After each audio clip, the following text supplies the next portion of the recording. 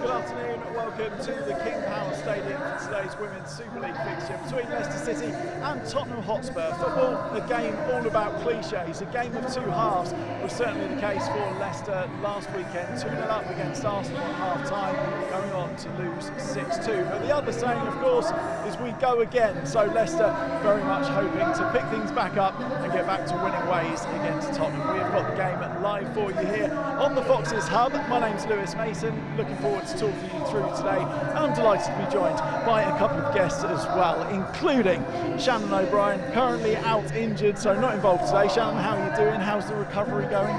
Yeah, really good, really positive. A lot further ahead than I thought I was going to be, so still a slow process, but getting there. And a former Tottenham player. Well, I've invited a Tottenham player onto the programme. Kerys, Harrop, good to see you. Really tough weekend for you, this one, Kerys, because yesterday you lost the WSL record, all-time appearances record. I did. I know. I knew it was coming. Sad occasion, but no, it was due its course, and it was good while it lasted. And I was obviously pleased to retire having that accolade, but yeah, congratulations to Sophie, and I think there'll be a few others that catch me up as well, and I'm sure they'll go on to make many more appearances. Yeah, of course it was Chelsea, Sophie Ingle, who took the record yesterday. Talking about today, last weekend was hard to take. What's it been like this last week, getting kind of back in the swing of things, just to try to bounce back, really? Yeah, I think that's the way everybody's looking at it. It's just another chance to go out and get 3 points, and I don't think we can look at past results to... Whoa, nearly. Touch it. Still got it. Yeah, I don't think we can look at last weekend, because I don't think that'll have a positive impact on today. So everyone was raring to go on Wednesday when we were back in, and yeah, ready for today. And Kerys, in terms of Tottenham, they've had a really good start to the season. You finished playing at the end of last season. Could you imagine them kicking on as well as they have at the start of this? Yeah, I think that honestly surprised me. I think kind of in the end of the transfer window, bringing in Martha Thomas, that was really fantastic news when they brought her in on the last day, because I was a bit worried with Beth England being out. I was a bit like, oh, where's the goals going to come from? But Martha and Grace Clinton as well have been really positive for Tottenham so far this season. They've formed a real good connection up top alongside Celine Bazette, and yeah, had some really good results, more so at the start of the season. I think the last couple of games they've had a couple of draws, so I think they'll definitely be going out to try and get the 3 points today, as well as Leicester will be doing as well.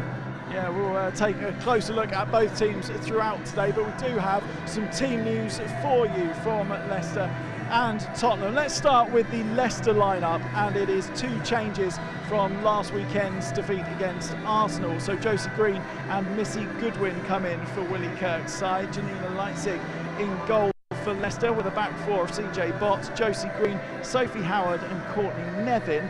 Across midfield, Yanis Kaiman, Sam Tierney and Yuta Rantala, and attacking Missy Goodwin, Hannah Kane, sporting Lena Peterman up front. As for Tottenham, 2 changes for them as well from last weekend's 1-1 draw against Liverpool. Jessica Naz and Rhea Percival come in, so Becky Spencer in goal for Spurs. Angara James, Luana Bula, Molly Bartrip and Ashley Neville are the defensive lineup. Evelina Summonen and Rhea Percival kind of giving the holding midfield option, with Grace Clinton going toward the forward line.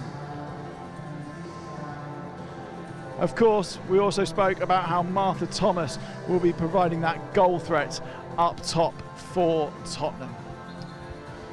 We'll hear from Leicester manager Willie Kirk in a moment, but in terms of looking at bouncing another win really for Tottenham, they want to get back to winning ways. Are you surprised by the changes that have come in for them today? Well, Olga Arson, she got injured in literally the last minute of the game last week, so it's no surprise to see Rhea Percival coming in, so I'm pleased for her. She hasn't had many minutes so far this season, so it's a good opportunity for her to make an impression to the manager and maybe keep her place in the team. And also Jess Nazar's come in as well. Again, you know, a very quick player. So, you know, it's a real competitive squad now at Tottenham. There's a lot of good players sitting on the bench and a lot of players that want to get game time, so it's real difficult for Robert, and I think he's maybe had to mix it up, and he'll keep doing that throughout the course of the following games. And from a Leicester point of view, we can get the thoughts on why Willie Kirk has gone with the team that he has, because he's been speaking to Foxes Hub. Willie, 2 changes today, forced upon you because of injury, but Jessie and Missy both well capable of slotting in and giving you what you need? Yeah, definitely.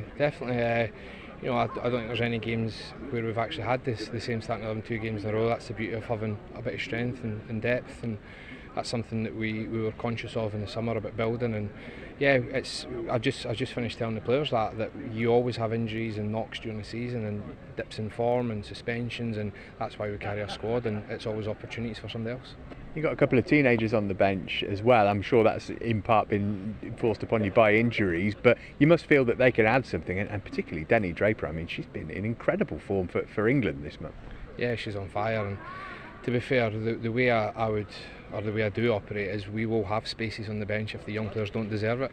So they're there on merit. So when these opportunities do come up for them, again, you know, we're trying to close out a point against Man United, and Denny gets her debut, and there's more experienced players on the bench, but Denny was the right player at the right time, and again, if that happens today, you know, I'll have no hesitation to put her on, or any of the young ones. They're all tough games in the WSL at the moment, but this one in particular is an interesting challenge for you, isn't it? Because Tottenham have had a good start to the season, and particularly away from home they've picked up some impressive results. Yeah, they have been. They've been a really impressive team, and obviously Robert's just come in the summer, and he's had a fantastic start to life in the WSL, and we want to try and make it a little bit more uncomfortable for him today. We think Tottenham's one of the teams that are going to be in and around that sort of mid to top half of the table, and that's where we want to be, and we see ourselves there, and you know, what I've told the players is today's a must-win game in terms of if we are who we say we are, and we want to get to where we say we want to get to. So 3 points is really important.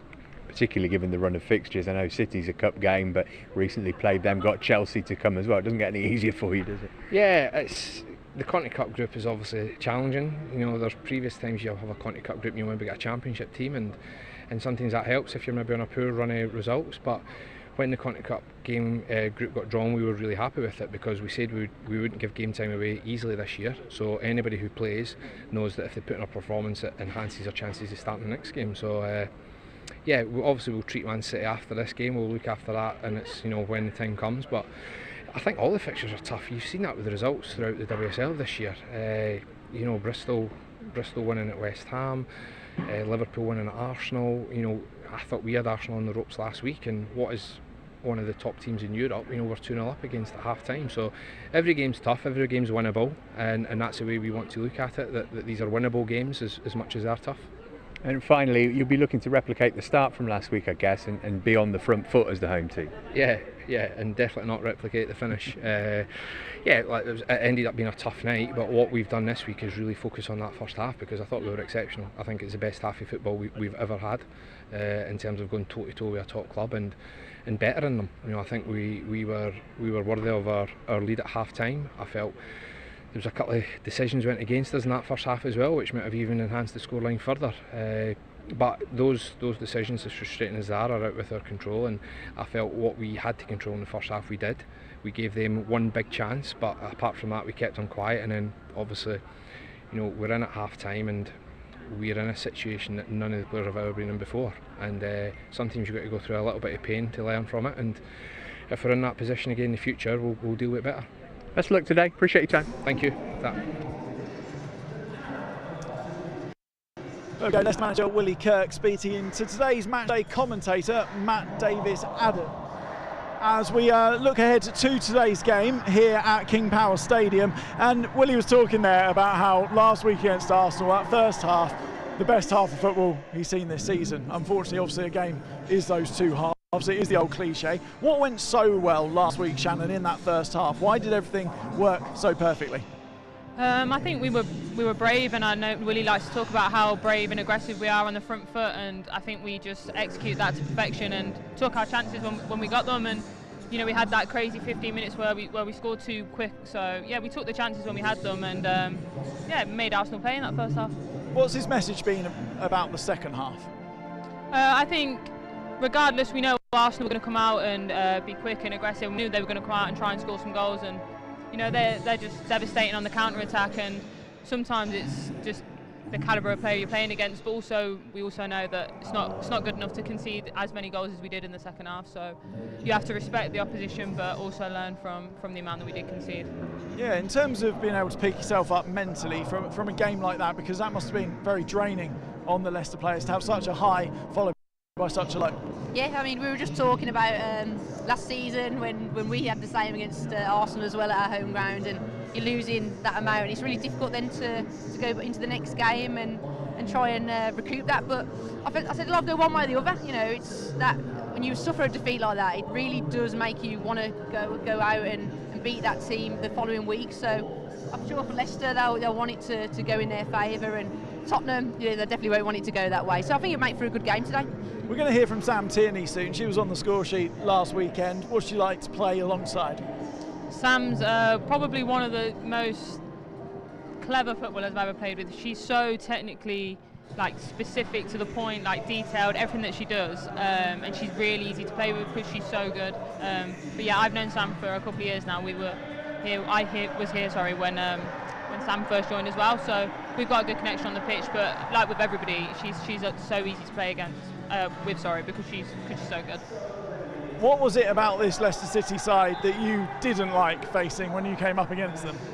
I think Leicester are always very physical, and got good strong players and fitness on the ball. So it was always a battle. I remember when I was playing left back, and Ash Neville as well, who loves a good tackle. She'd get the one game she got booed the whole game, so that was that was interesting because it was a physical game. So I think it'll be the same today, and but I think overall the players that Leicester brought in the summer, I think they've improved a lot, and they've got some real good international players now who can have a good impact on the pitch. So Tottenham will obviously be aware of that, and like I said before, it'll make for a good game. How's the squad dealing with injuries, yourself being one of them, but losing more players last weekend, and being able to balance that team? You seem to have the ability to turn things around and bring new fresh players in. Yeah, I think we've got a good enough squad to cope with it.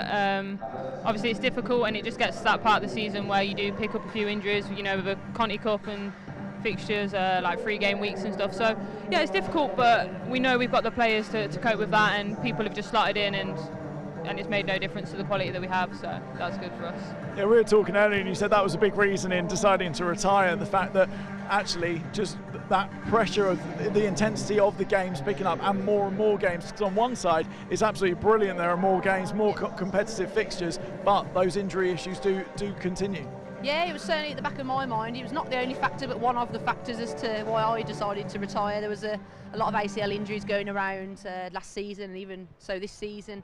And I think just at that point in my life, I was like, no, I don't want to pick up an injury like that. So that was definitely one of the reasons for me retiring. But yeah, it's the, like you say, we want more games. We want to play more games in all the cup competitions and the league. But there's also sometimes a cost to that. So it's about rotation in the squad, and the manager working with the physical team to identify maybe some of those players that might need a rest, and giving the opportunity for players that are sitting on the bench. And of course, we talked about how you were playing at the Tottenham Hotspur Stadium, that new arena, which is absolutely superb, and also you've been able to play here at King Power Stadium. What makes it so special to play at an arena like this? I think it just drives the one club feeling that I think we get from the board downwards. I think it starts really high up, and playing here just solidifies that. I think every week we get thousands of fans, and we had a record last week as well, so it's picking up a lot now, and when we're winning or when we need to hold on to a point or 3 points, the crowd and the fans are amazing. So I think King Power is the home of Leicester, so we enjoy playing it. What did you most enjoy about playing at Tottenham Hotspur Stadium? Because obviously it's a huge arena, it's probably one of the best in world football now. Yeah, the pitch was always nice. We sometimes play at a normal home ground, and certainly towards the winter months, January, February, the pitch maybe wasn't as great as it could be. But to be fair, Tottenham now, they actually invest at Leighton Orient as well, so the pitch is generally looking spotless. So that was always nice to play on a decent pitch, so you can play your best football. But like you say, those games generally at the stadium were well marketed, advertised, and we'd get a decent crowd in. Certainly the ones against Arsenal, Man United, and like Shannon says, the buzz that you get from the fans when you're attacking, but also when you're under a bit of pressure and maybe holding out for a draw or a win, it really helps you to have that backing from the crowd and give you that extra motivation. Maybe when you're lagging and you're tired, it gives you that extra motivation to keep on running. Well, the crowd are certainly getting into position here at King Power Stadium. We've got about 15 minutes to go until kick-off, so let's hear from one of those involved today. Sam Tierney's been talking to us. Sam, another big game here at the King Power Stadium. I guess you're always looking forward to playing here, right? Yeah, definitely. I think we speak about it as a squad about how much it means for us to play here. It's a fantastic stadium, but obviously the fans that come here make the occasion for us, and they have done so far. And even in our previous game against Arsenal, they were really loud, and it was great to see them all here. So we're glad to be back, and hopefully we can get the fans here and make it a good day. Obviously, I'm sure you've analysed last week to the nth degree. I guess at this point on match day, it's about taking the positives from it, right? Primarily the first half. Yeah, definitely. I think, we were all disappointed with that game, but on reflection, when we've looked at the start of the week, especially like you said, the first half, we were proud of a lot of the things we did and how we attacked the game and the things that we've put in play with the game plan. So yeah, we look at now, that was boxed off early on in the week, and this week we've had a good training week, and hopefully we can take the positives into today's game. It's the middle of a really tough run, isn't it? And Spurs come into that category, right? They've had a good start to the season, and particularly away from home they've been impressive. So it's going to be a tough fixture today. Yeah, I think credit to them. I think you have to look at the changes that they've made. Obviously, the manager coming in and the squad they've got is they've got good squad depth, and they've shown in the games that they've played so far and the points that they've got that they're going to be a team that's going to contend well this year. And we're aware of that, and we've analysed them, and we've looked at the areas that we need to be good at and the areas we can exploit, and hopefully we can again put that in play today and come home with the points. Finally today, tell us a bit about your role pre-match as captain. Are you kind of somebody geeing everybody up in the dressing room? Are you a bit quieter than that? Do you see it as your role to give a bit of a team talk before or after the manager?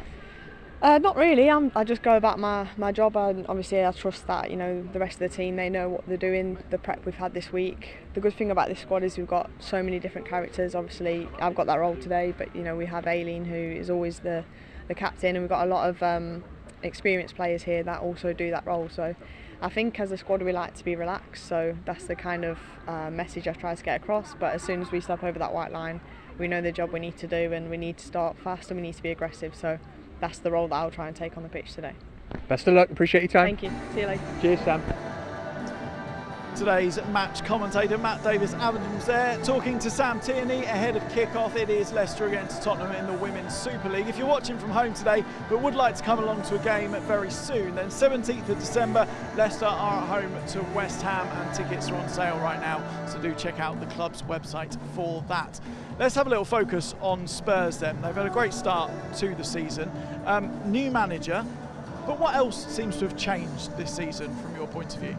Like I mentioned before, the strikers they've brought in, Martha Thomas and Grace Clinton, they've really been fantastic and helped to elevate the team. And I think if you have a strike force like that are confident in themselves, and that only boosts the rest of the team as well. And I've obviously watched a few of their games, and just the tempo of their play, their work rate has really improved, and you can just see how full of confidence they are. And Shannon will know, having confidence in a team, it's everything. It makes all the difference to how you perform. So that's ultimately what it is. The players they brought in, and just having that confidence and that belief in the manager. When you're seeing someone like Martha Thomas on the team sheet, the WSL's top scorer, do you put certain plans in place to deal with someone like that? Yeah, I think you have to adapt, and you have to focus on certain of the most dangerous players in the team when you're playing against, and a team like Spurs especially, they've got a lot of quality individually. And yeah, Martha Thomas has had an incredible start to the season, so if we didn't highlight that, then I think we'd be silly.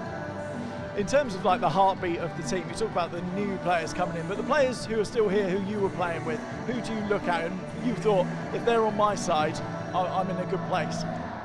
It's got to be Ash Neville for me. She's a good friend of mine. But yeah, she's just a consistent player. She plays well every single week. I think I saw something on Twitter where she's ranked in like the stat mob of the highest for the season so far, above the likes of Neve Charles. Chelsea's playing really well. So, and that's because she's consistent every single week, and she rarely has a bad game. So I'm sure you've maybe highlighted Ash Neville as well as a threat. She obviously scored a fantastic goal here last season from 30-35 yards. So I think you guys will definitely be aware of someone like Ash today. Which of your teammates have you been most impressed with so far this season? Because it's been a great start to the season. Yeah, I think in terms of, it's been so many individual quality this season that's really boosted. I think having Lena up top as a natural goal scorer has really helped us. I think last season it's probably what we lacked a little bit, but we know now if we have one or two chances, she's likely to score, so that's been a massive boost for us. But I think in general, I think Sam is the one that runs the play. She dictates play. We know if we're struggling, we get the ball to Sam and she'll make something happen. She is the heartbeat of our team, absolutely. It's such a big game for both teams, because Leicester 3 games losing in a row, and Tottenham a couple of draws. A win today for both teams would be huge. It's obviously an easy thing to say, because obviously you want to win. But how do you see today's game going, Kerys? I think it'll be a close one, like I mentioned earlier, with the loss last week against Arsenal. I think so it's not giving them a kick up the bum, but it makes you really want to go out and prove, not just yourself, but for the fans as well, that you can do a better performance than that. So I think the scoreline probably didn't really reflect the performance, but I think for Leicester they'll definitely have that motivation this weekend and today to go out and get that. But like I say, both teams are kind of on a bit of a plateau at the minute in terms of their performances, so there's only 3 points difference between the two, so the 3 points for each team today will be massive. Shannon, thank you so much for joining us today, and enjoy the game. Kerys will be back at half-time, but all the full coverage of today's game is on the way with your commentary team of Matt Davis-Thomas, who is alongside today Chloe Hudson-Jones in the commentary box, and all the match is on the way next.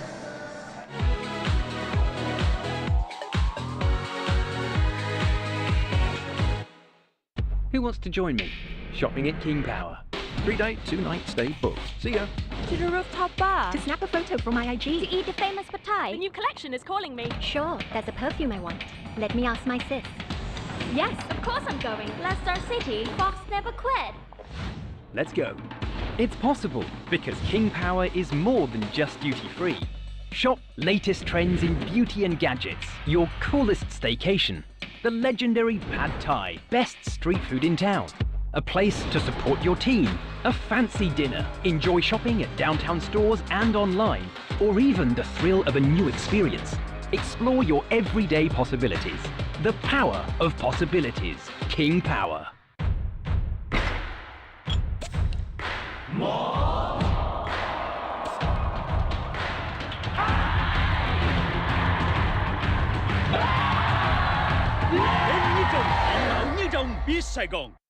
Lamiat is the belief that perfection lies within the details, where the finest ingredients deserve the finest craftsmanship. In every pursuit of perfection, there is passion and perseverance, where attention to detail inspires a masterpiece that's balanced and in harmony. This is the Lamiat philosophy, brewed into every drop of Chang beer.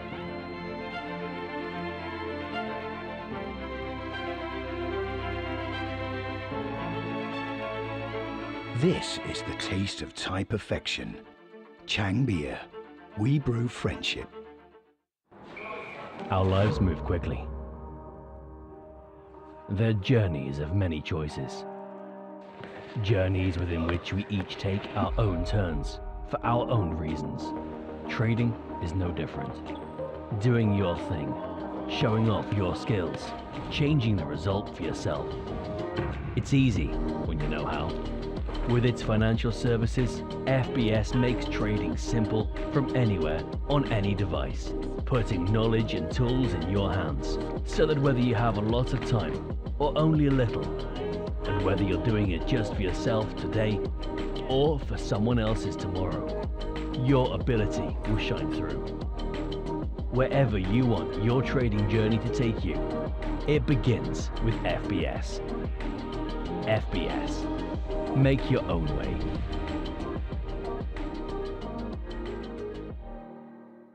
It's possible to be, to go, to get, to be, to go, to get.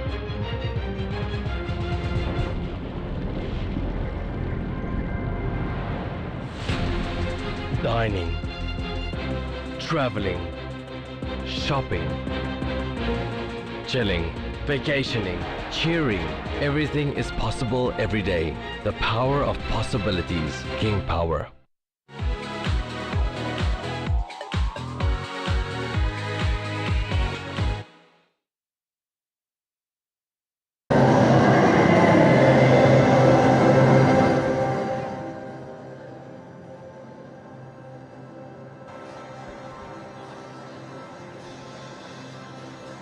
So Leicester City welcome Tottenham Hotspur to the King Power Stadium. Foxes looking to get back to winning ways after a tough recent run of fixtures. Spurs North London rivals Arsenal here last week. They produced a stunning second half comeback. They left with the points, but Willie Kirk believes that lessons have been learned on the training pitch after that defeat. Today's game sees another informed team visit in Tottenham. Spurs haven't lost since opening day, though they have given up the lead in each of their last 2 matches.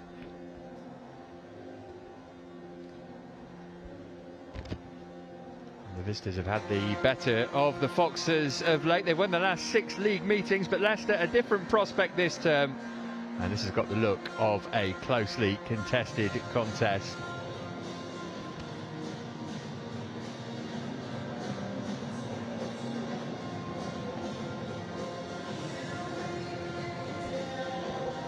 Leicester have only failed to find the net once this season. Spurs have scored in every game. Hopefully that means we are going to be in for an entertaining season. Well, Kerys Harrop has made the journey rapid style from pitch side up to the top of the gantry here to join me for the game. Kerys, as we were saying in the build-up show, I mean, this ought to be a really fascinating game, right? 2 pretty evenly matched teams. Yeah, it will. I think they're 3 points apart in the league, so they've had a good start to the league, both teams. Last 2 games probably plateaued a little bit. Leicester have had some difficult games, Tottenham have had a couple of draws, so yeah, both teams will definitely be trying to go out for the 3 points today and the win, so you're right, it should make for an entertaining game. So Leicester so good in the first half here last week, and then Arsenal stepped on the gas after the restart. About putting a 90-minute performance in today if possible, but that won't be a given against the Tottenham team revitalised over the course of the summer.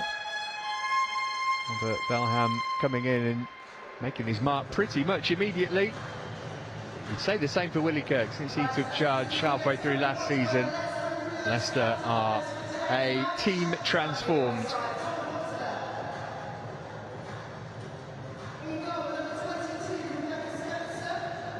Andy Madley is our referee today. Leicester starting the day 7th in the table. Tottenham are 4th. They've got 11 points from their 6 games. The Foxes on 7 from 6. 2 wins, a draw and 3 defeats. They'll stay where they are. They won't be able to move up in the table regardless of the result today. Tottenham could end the day 2nd depending on what happens elsewhere.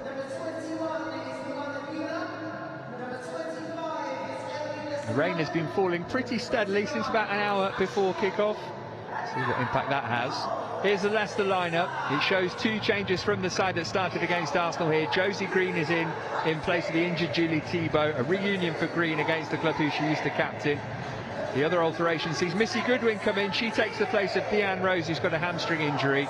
Willie Kirk names 2 16-year-olds on the bench, Simone Sherwood and Denny Draper. She's the daughter of the former Leicester midfielder Mark. She's been amongst the goals for the England under-17s team this month.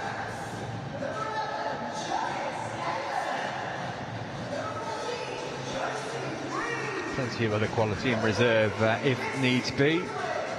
As for Tottenham, also a couple of changes for them. They're without Olga Aitonen. She suffered a knee injury last week. Rhea Percival comes in for her. The other alteration from the draw with Liverpool sees Jessica Naz replace Kit Graham. Bethany England and Drew Spence both remain unavailable. I was going to ask you, Kerys, where we need to look out for in terms of danger in the Tottenham team, but the answer's staring me straight in the face, isn't it? Is Martha Thomas top scorer in the league? Is it too simplistic to say stop her and you stop Spurs? I think you're right. It is very simplistic, and that's certainly what Leicester will have focused on in their analysis this week when looking at Tottenham. She's had a fantastic start to the season, 6 goals, top scorer in the WSL. But also for me, Grace Clinton has had a real good start for Tottenham as well. I've watched them a few times in the last few weeks and she's full of confidence, as is Celine Bizet. So I think the whole attacking line will be a problem for Leicester, which I'm sure they've identified during this week in their analysis. And in terms of Leicester, is it about Missy Goodwin and Hannah Kane trying to support Lena Peterman as much as they can? We know how good Peterman is at holding the ball up, but she needs somebody there to lay it off to. Yep, you're right. And I think either the girls in the middle, Cayman or O'Brien will be out. Not O'Brien, sorry. Tierney and Rantala. Tierney, sorry, Tierney. I was confused, they look the same. Tierney's very good at that, getting on the ball in the middle, and she'll be looking for Hannah Kane out wide. She had a good assist last week against Arsenal, so I think it'll be a good battle down there with her and Ashley Neville at right back for Tottenham. So it's going to be Spurs who'll get the game underway then. Like Leicester playing in their traditional home colours of white shirts and blue shorts with white socks. Leicester, of course, primarily in blue. Andy Madley just waiting for the signal that he can blow his whistle for the first time, so the players will reinforce the message that there is no room for discrimination in football or society. This is also Leicester's designated Rainbow Laces game, demonstrating ongoing commitment to supporting the LGBTQ+ community. We are underway. How quickly do you shake off a defeat like last week, Kerys? I guess you get one day of moping about a bit in training and then it's on to the next one. Yeah, you're right. It's never nice losing by that amount, but you can't dwell on it. You have to move on and focus on the next game. I was speaking to Shannon earlier, and the girls had a couple of days rest, and I think she actually said a lot of them were stewing over it and were just desperate to get back to right the wrongs. So I'm sure they'll have that attitude today in the game as well. Looking to take it out on Tottenham. There's an early touch for Goodwin, but Neville across to get in her way. Thomas managing to hold it up effectively for Spurs. She carried on her run as well. Zet trying to pick her out. Sophie Howard there to get it away. Spurs were 1-0 up against Liverpool last week before they were pegged back. They drew it against Everton as well. There's two teams on the up, isn't it? There were points last season where they were battling to stay in the division. You get the impression that's not going to be the case this time round. Yeah, I was part of that Spurs team last year where we played against Leicester, and it was a real relegation battle, and it was an important game for both of us. We were desperate to get the 3 points, and luckily in that case we did get the win. But yeah, it's great to see both teams doing much better this season, and yeah, I think that will continue. And I'll be very surprised if both of them do end up down that way, but you never know with this league. It's very competitive and very unpredictable.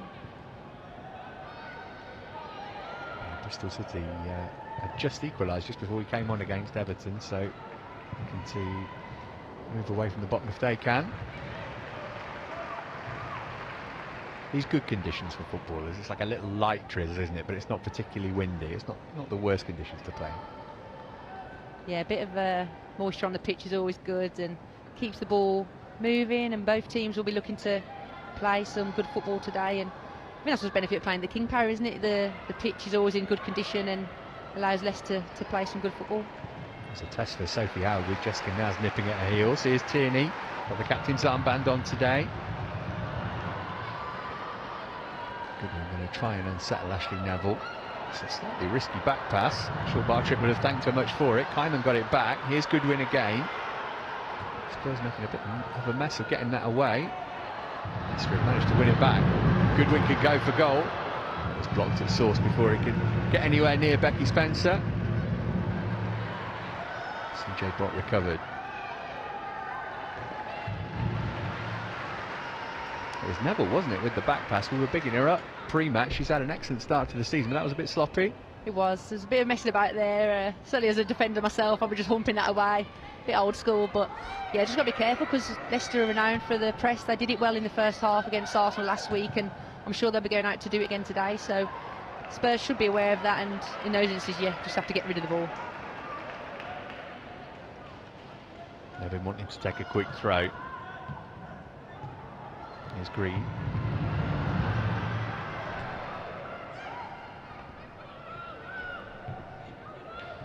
Thomas touched it off first time, and immediately her first thought was to move forwards. This is Sumanan, who's just signed a new contract this week with Spurs. Howard got ahead to it, really nice cushioned header as well, that.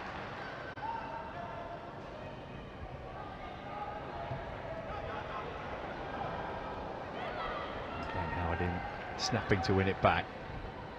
And Spurs had the ball in the first couple of minutes, but Leicester enjoying a period of possession now. Leipzig playing sweeper keeper at the moment. She's far out there, isn't she? She's 30, 40 yards out of box. That's the highest I've ever seen a goalkeeper. What an addition she's been. Such a massive part in keeping up Leicester last season. Now then, Kane on the chase. Second favourite to get there behind Molly Bartrip. We have to whack it into the stands for a throw.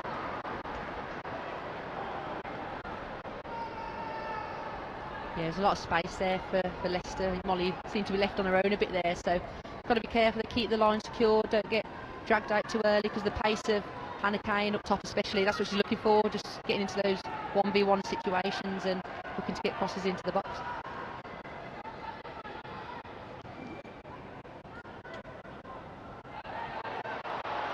Opportunity here maybe.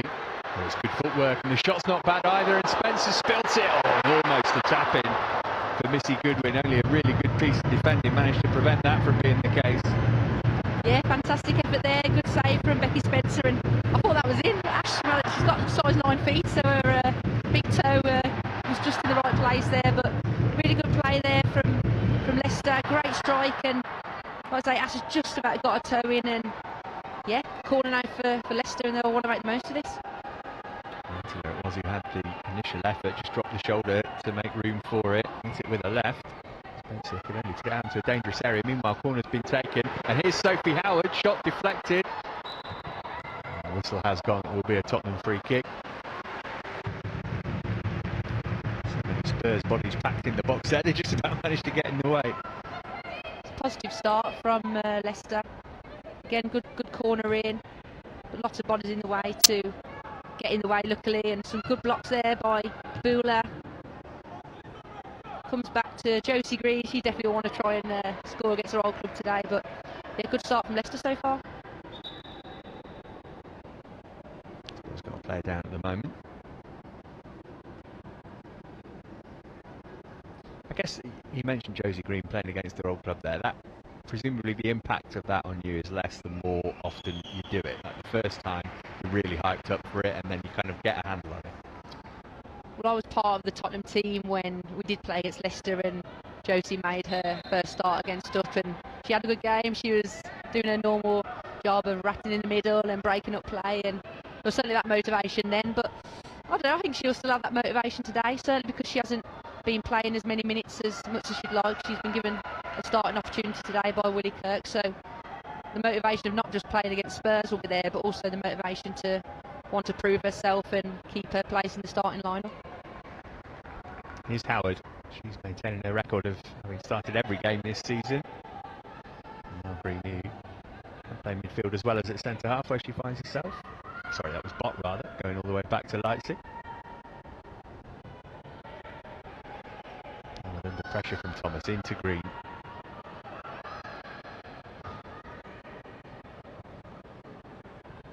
Levin's touch. Green looking to turn defence into attack. She was fouled. That's Rhea Percival all over. She loves to break up plays, not scared of getting stuck in and making a big tackle, but yeah, a bit of a clumsy one there.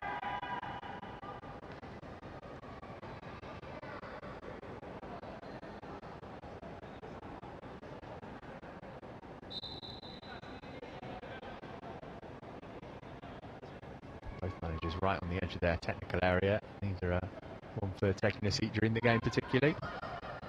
Here's Green. That was a foul. Referee had a second to think about it and then decided to blow his whistle.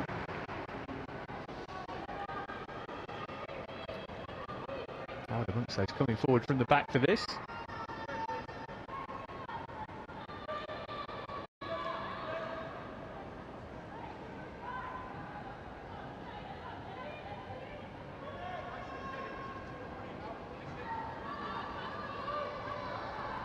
Clustered around the deep, needs a quality delivery here. Was a good ball as well, just a little too high though.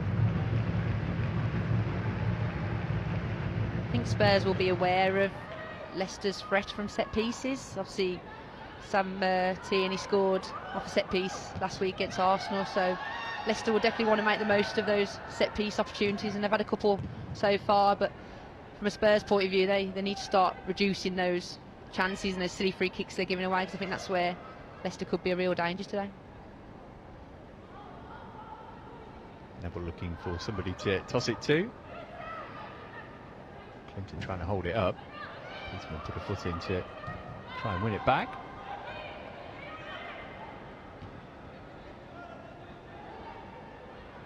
Here's Bula.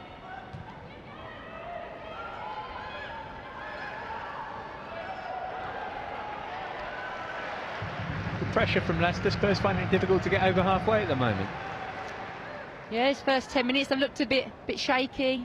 Certainly Leicester are dominating. All the players been in Spurs' half. Here's Kane looking for Goodwin. Great run from Goodwin, just a fraction too high, the cross. Attacked it with real gusto. A couple of times Leicester have been able to get in down that left-hand side so far. Yeah, Hannah Kane again, and she caused those problems last week against Arsenal.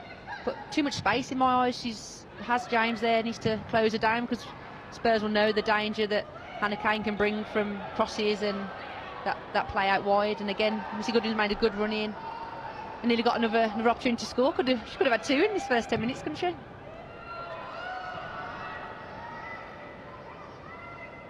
Nevin under a bit of pressure here.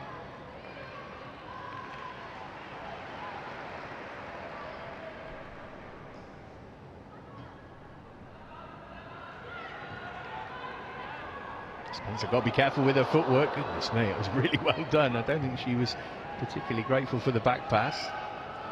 I've seen Becky do that many times in training. we call her Techie Becky, because she's probably, in my eyes, the best goalkeeper in the whole league with her feet. I think she used to play when she was younger, actually up front and more of an outfield player, so that benefits her now in goal.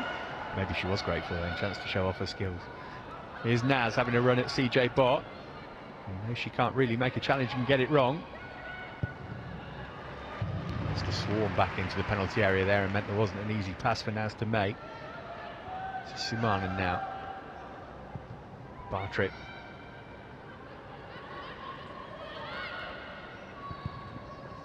Bizet with the shot that was blocked at source. Clinton going for goal from range, straight down the throat of Leipzig. Pretty comfortable stop. Yeah, Grace Clinton, that's what I like about her. She's happy to take shots from anywhere when she gets a bit of space and time. Personally, maybe she could have played it to Ann James and make the run down the wing, but it's good to see that confidence and get that shot off early, which is what you always want to do as an attacking player. Better spell this for Spurs. Here's Thomas. Euler with everything in front of her. Peterman trying to put the pressure on Beulah. Bartrip can bring it up to halfway. With everybody bar Peterman back in their own half of the field at the moment. Spurs trying to find a way through them. James's first time ball in field looking for Clinton.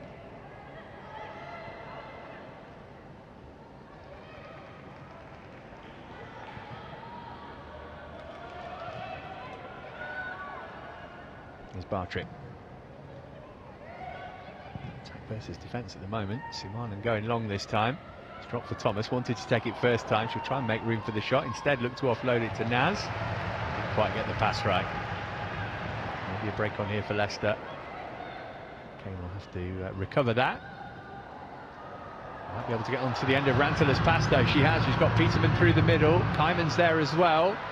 Goodwin in all sorts of space, right hand side. Couldn't quite switch it that way though. Sumanen in the way. Again, Hannah Kane did well there. She got the better of Ann James in that instance, and like I mentioned earlier, I actually got the name wrong. I said Ash Neville. Ann James at right back. It's going to be an interesting battle down that side tonight, because Hannah Kane has got real pace. Has is normally a midfielder, and I was only speaking to the other week, and you know she's enjoying right back, but not naturally a right back. So I'm sure Willie Kirk and the management have identified that as well, and it seems that Leicester are getting Hannah Kane on the ball a lot, and they'll be looking to get their attacking flow going down that left side. So now it's challenged on halfway by Bott. Rantala trying to get it for Leicester. Sumanen trying to shake off Peterman. Here's Clinton. And Naz couldn't quite read the direction the ball was going in.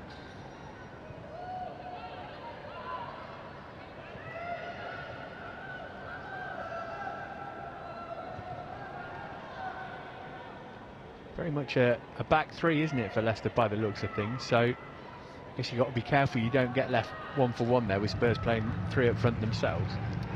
Yeah, they're playing 3 at the back when they're in possession, but what I've noticed is when they're out of possession, then Josie Green does drop back in a little bit. But yeah, she's kind of playing that hybrid model of the holding midfield and the centre back. But you're right, Leicester have to be careful of Spurs' pace and if you only have 3 at the back, there's more gaps for players like Jess Snaz and Salim Zet to run into. And I guess that Green's the perfect player to play that role, right? Because she can play centre-back or central midfield just as comfortably.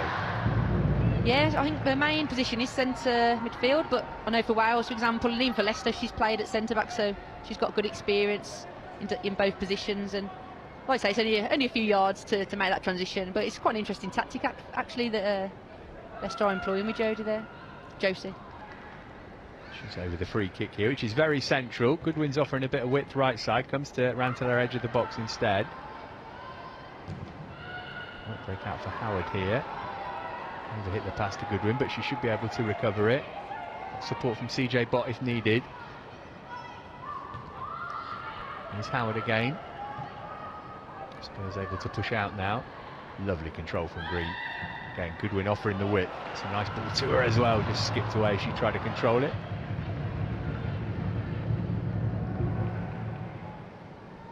What are we, 15 minutes in?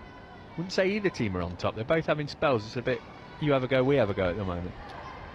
Yeah, you're right. Tottenham have probably got back into the game in the last couple of minutes, but I'd definitely say most of the play has been in Tottenham's half. Leicester will be pleased with the start they've made, and very similar to last week, you know, they had a real fantastic start in the first half. And what's interesting is when I played at Spurs last season, our first half was always our weakest, but this season they've been making better starts in the first half, so it's going to be interesting to see how that plays out for the rest of this game. There's Beulah. Percival. Peterman making sure that Beulah doesn't have any time to think about her next move.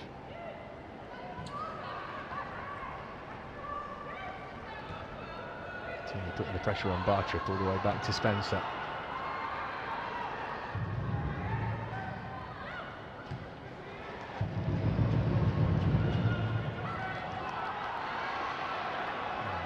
An appeal for a free kick there, but referee happy for play to go on. Here goes Neville. She can be just as influential at the top end of the pitch as she can do in a day job. Naz can just about keep it in.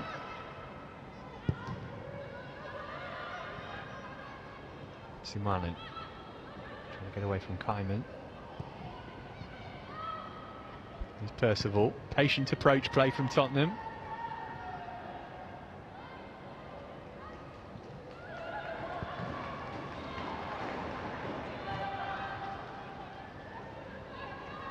Bartrip. Edward stayed forward, Bott engaged her. And Leicester got the ball back. Here's Rantala. What's a lovely ball into the space for Kane. Kaiman screaming up to get in the middle. She's got to stay onside. The flag stays down. It's Janice Kaiman. It's 1-0 Leicester. Beautifully tucked away. Lightning fast break. Hannah Kane at the heart of it. And Kaiman kept her cool to slot it beyond Becky Spencer and give Leicester City the early lead. Yeah, fantastic play there from Hannah Kane. We just mentioned about when she's given time and space, she can be dangerous with her pace, and again Angara James just got caught out there, so she needs to really be aware of that. She needs to stay in, but credit to Hannah Kane, she's put again another good ball into the box, and Leicester's Tottenham's defence seemed all over the place there, and easy slot in for Kane, but composed finish. It's a replay of last week, isn't it? The same combo, and they've had a real good combination, those two players, these last couple of weeks. Yeah, 2 in 2 for Belgium's most capped player. It was all about the lightning pace of Kane there. Lovely flick ball as well. And Kaiman's first touch wasn't great, but the second was not bad. Yeah, not a bad finish with her left foot.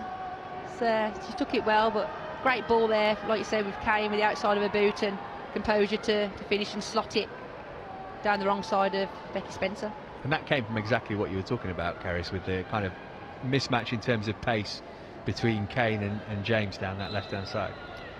Yep, I think it's definitely what Leicester have identified for this game. They've identified Anne Harrod as someone who doesn't naturally play right back, and they've utilised their own strengths in Hannah Kane and her pace, and it's really obvious. You can see in the game that a lot of the play has gone down that left-hand side, and now in the first 20 minutes it's paid off on a number of occasions.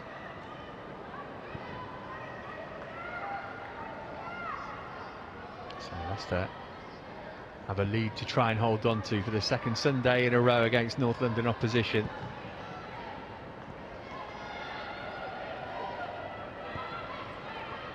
They're trying to work it infield for Tierney.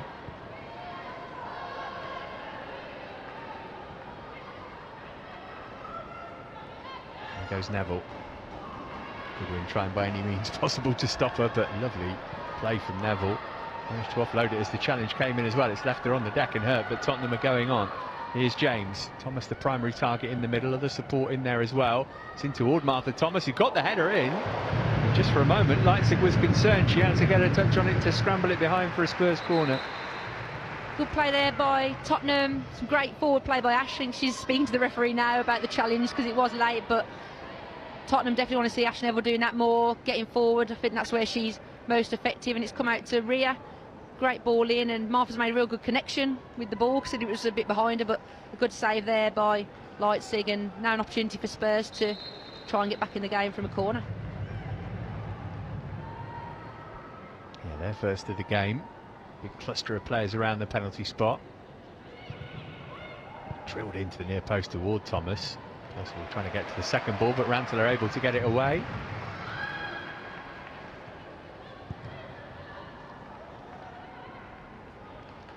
And James deciding that the best route was to go all the way back to Spencer to start again. Peterman's so good at that, isn't she? Just making people's life uncomfortable.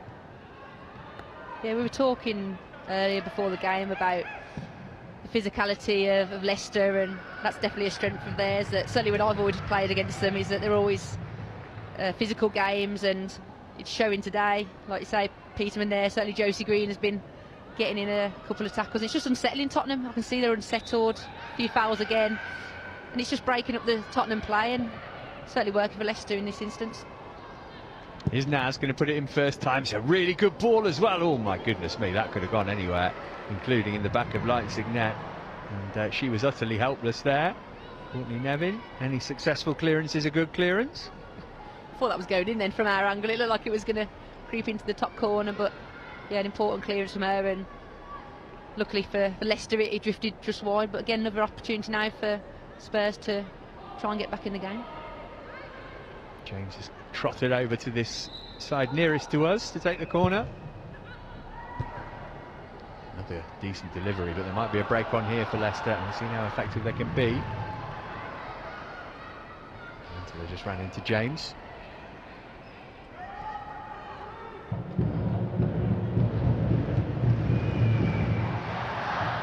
Now it's got to be careful. Oh, she's been dispossessed by Peterman. A long way to the goal though.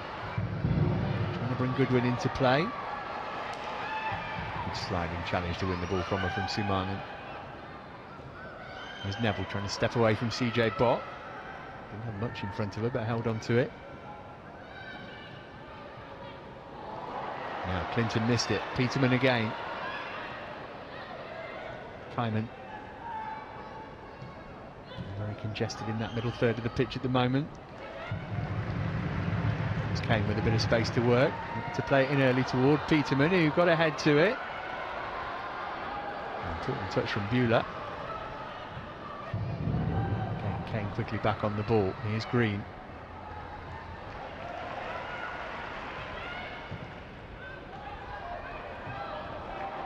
Until they didn't quite get the pass right, and Tottenham are off the hook. Yeah, they're definitely looking a bit unsettled. I can see some of the girls trying to encourage each other. I've watched them last few weeks, and yeah, they're definitely different this week.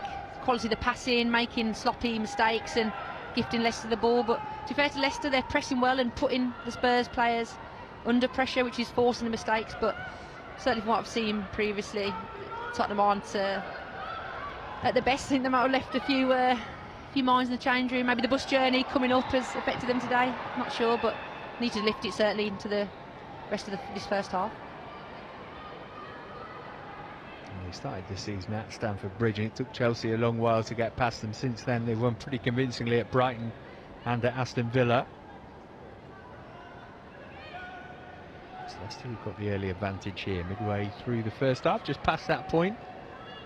James Kyman's goal separating the teams.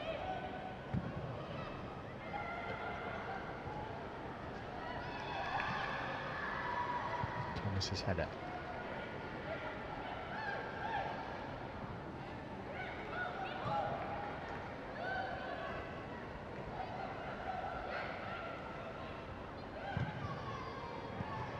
Naz touched it off first time. Coming back to try and win it back. Space for Neville left hand side if they can work it here, Tottenham, but the pass wasn't of sufficient quality. Bop, cool as you like, turning inside. It's Sumanen.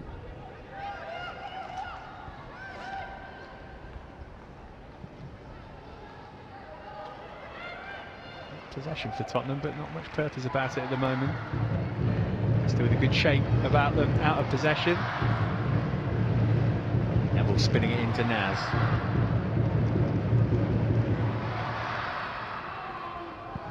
Sumanen, it's a good run off the ball. Picked up by Percival. Decent cross as well, just too close to Leipzig. Something they need to do there, right? They're going to get back in the game, be a bit more inventive with their movement off the ball as well as on it. Yeah, that's what Rhea Percival brings to the team, even from a deep position in midfield. She loves those third man runs in behind, and it was a great run by her, purposeful run, and Evelyn has found her with a fantastic pass, pinpoint right onto her feet. But again, I think Rhea would just be a bit disappointed there with the cross and straight into Leipzig's arms. Here's Green trying to cross halfway and work it into Peterman. Was she fouled? Referee waves his arms and says no. Given away straight to Goodwin. Pick up with Kane with the pass, unfortunately. She'll do her best to recover it. Again, there was evidence of the sloppy play from Tottenham. Evelina, you definitely want to make those passes right across the middle, and it fell straight to Missy Goodwin. So Tottenham just need to get round each other, rally round each other, and improve these passes, because it's playing to Leicester's advantage at the minute. They're making these silly mistakes that are giving Leicester simple opportunities. And therefore, from a Leicester perspective, Willie Kirk might want another goal while his team are this much on top and their opponents are making errors, because you'd imagine it won't happen throughout the game. You're right, especially going into half-time. Robert, the Spurs manager, will definitely be having a word with the players, and you're right, the Leicester girls need to make the most of this period now where Spurs look a bit shaky, and they'll definitely want to get another game going in. Could be in behind here though. Naz is waiting for a pullback. Here she is, Jessica Naz for 1-1. Brilliant save first time from Leipzig. Neville and Leipzig there again. It's out for Sumanen. When Tierney's clearance isn't a good one, the pressure's going to come straight back on Leipzig's goal, and she's equal to it once more. A hat-trick of fabulous saves from the German, who only arrived in January and won Player of the Year last season. Well, she's just shown her quality again. She did, fantastic saves.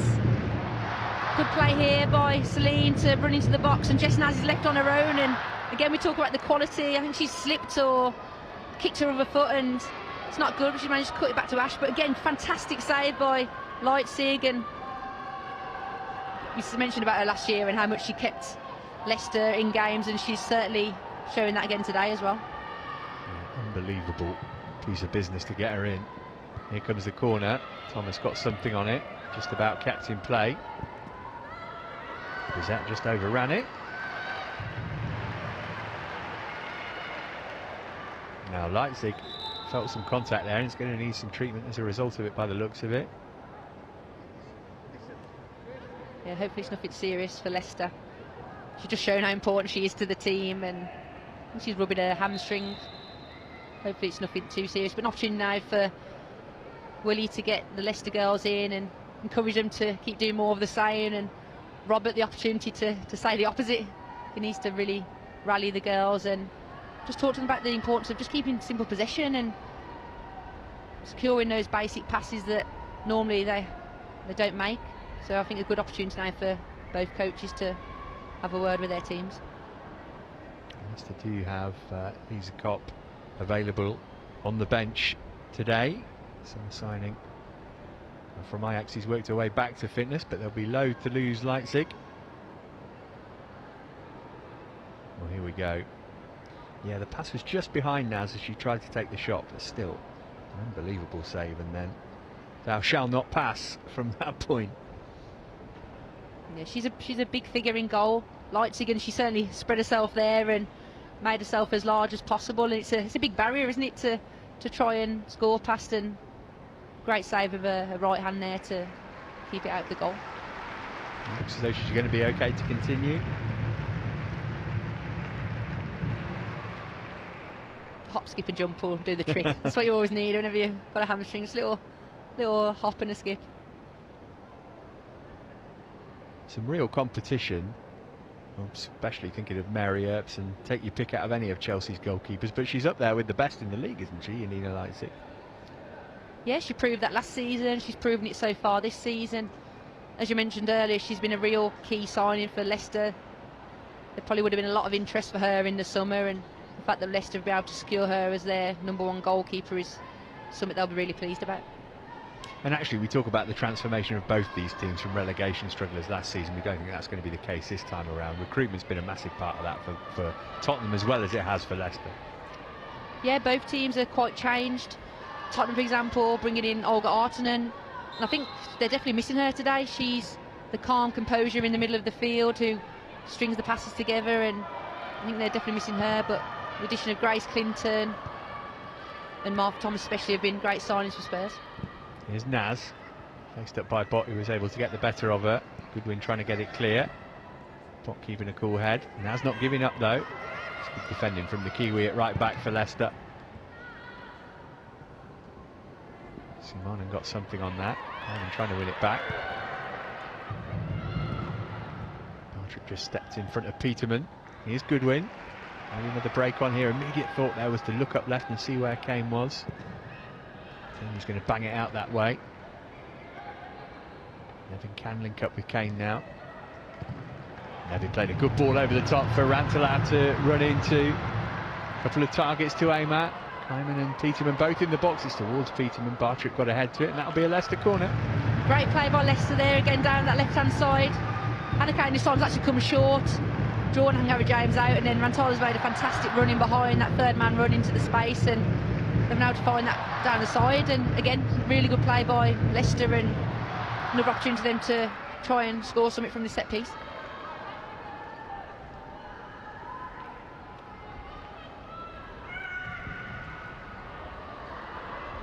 Toward Howard.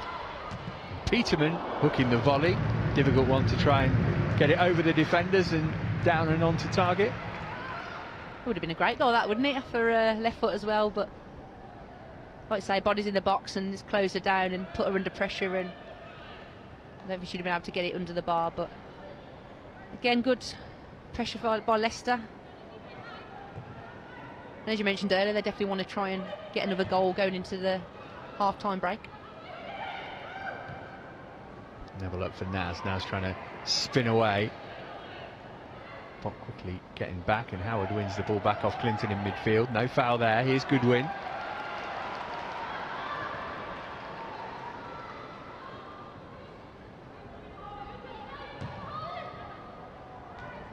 Bueller now.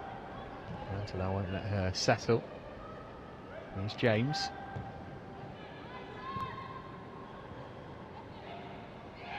And Thomas holding it up and then immediately getting on her bike, and she's frustrated that the ball didn't come back her way.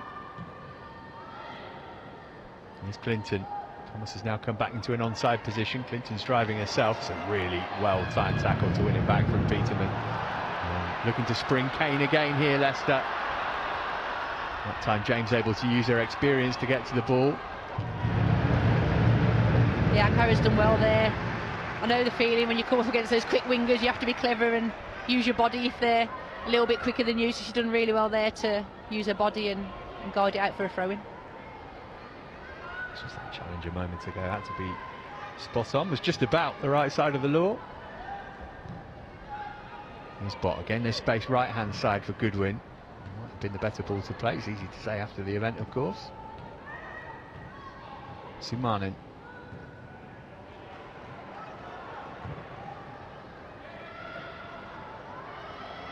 The thankless task for Martha Thomas so far, isn't it? She's never going to get on the end of that ball, and she's looking a bit isolated. Yeah, you're right. The players are too deep. Grace Clinton's dropping in quite deep to get on the ball, which is great, but sometimes you want her a little bit higher. But that's Grace Clinton all over. She likes getting on the ball, dribbling and driving, but that's for people in the middle like Rhea Percival and Ev Simonen to do. So it'd be better for Tottenham if Grace can keep that higher position, because as you mentioned, Martha Thomas was isolated there on her own, and sometimes that works for Tottenham because it's a 1v1 position, which is what you want, because Martha Thomas is one of their strongest players, but really you want to get more bodies around the box. Here's Goodwin. That's a challenge which has left Tierney down and hurt. Percival, the player who made it. It looked like a sore one for the Leicester skipper. Yeah, Tierney did well there to use her body to shield the ball. Unfortunately, Ria's come in and clattered her from behind, but clever play there from Tierney. She could see Ria Percival come in, and she's done well to draw the foul.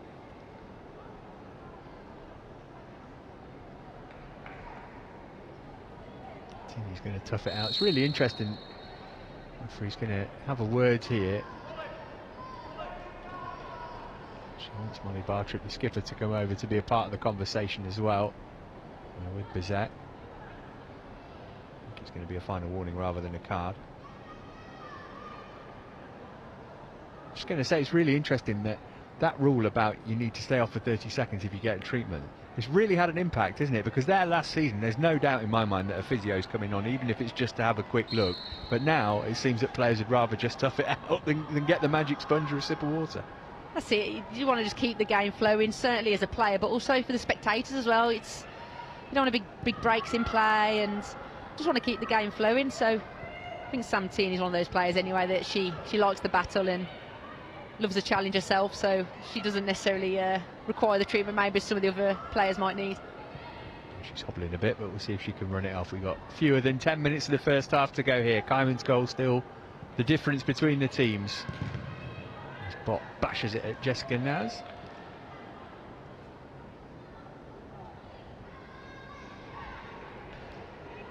Leicester having won their first 3 games of the season in all competitions. They've hit a roadblock since, some really tough fixtures. Some more tough ones to come as well. City in the cup in midweek, Manchester City that is. And a trip to Chelsea next weekend. Here's Clinton. Bizet couldn't get it under control. And got something on it, and it turned into a good pass for Kane. James has come up to engage her, probably a little bit trepidatious as she did so.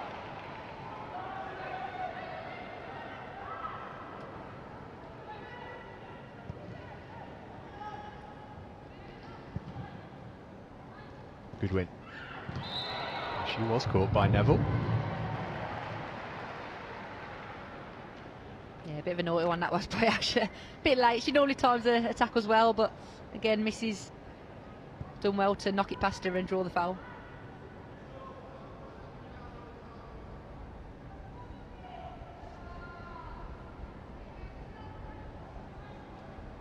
Half time not too far away then. A hat-trick of brilliant saves from Janina Leitzig aside. Leicester just about worthy of their lead, they'll feel. Here's Nevin. Touchdown field looking for Rantalat.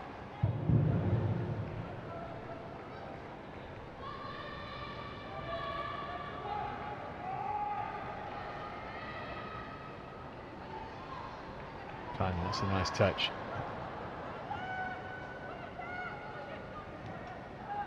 There's Naz.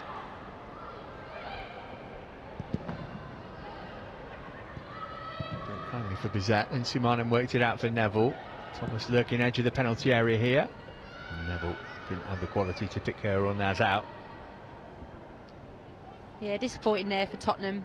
Again, as we've mentioned, pretty much most of this first half, the quality of the passes hasn't been there for Tottenham, and it's really letting them down. But the pressure from Leicester has been good. They've been working hard and certainly not making it easy for Tottenham. But I think going into half-time, Leicester will definitely be the happier team, won't they? Josie Green's got a problem at the moment. She just had the ball whacked in her midriff, and I'm sure everybody watching's had that at one point or another. It knocks the wind out of you. It's not much fun. I've had that plenty of times throughout my career. It's one of the worst feelings. You feel like you can't catch your breath, so you just need to stretch the arms up, and just sitting down there and stretching the lungs out, try and get that air back in. Well, those here today will be pleased with what they've seen so far. The majority of them. There is a small pocket of Spurs fans here too. Not quite to the level that Arsenal brought last week.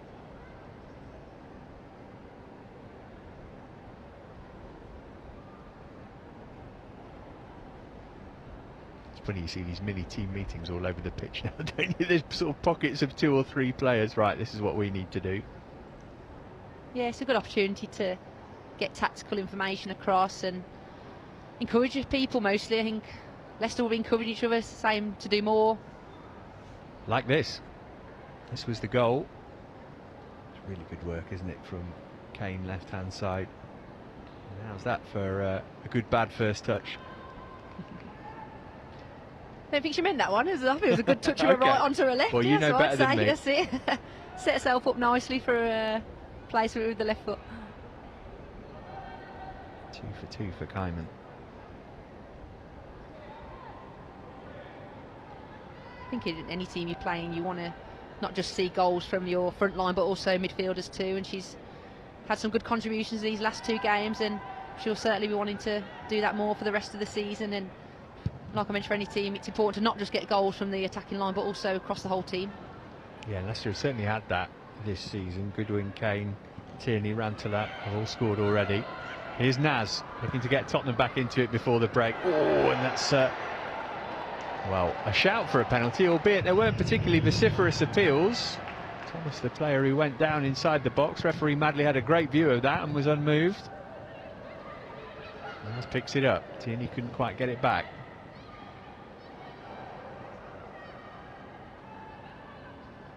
Bizet. Chance for James to cross from deep. Too high for Thomas. And Goodwin will be able to get it clear.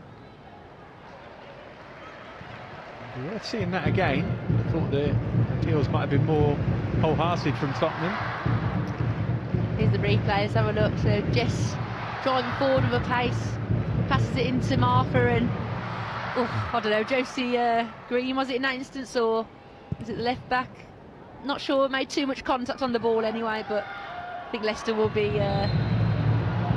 looking back at that one and maybe thinking they were a little bit lucky there with that decision by the referee. One of those, it's dead easy for the referee to give a free kick where he's just given one in the centre circle, but maybe not in the penalty area.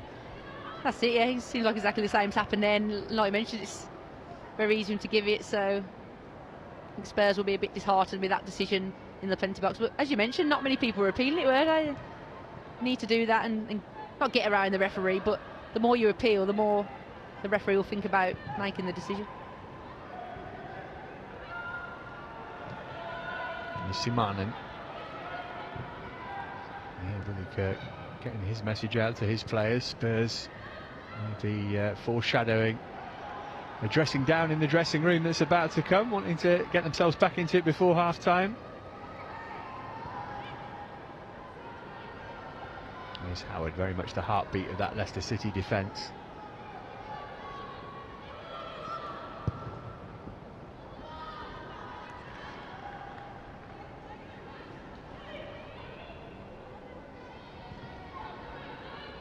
Bartrick.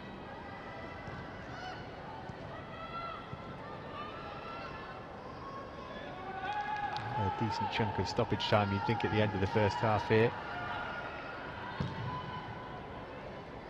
Big switch from Bartrick, got too much on it for James.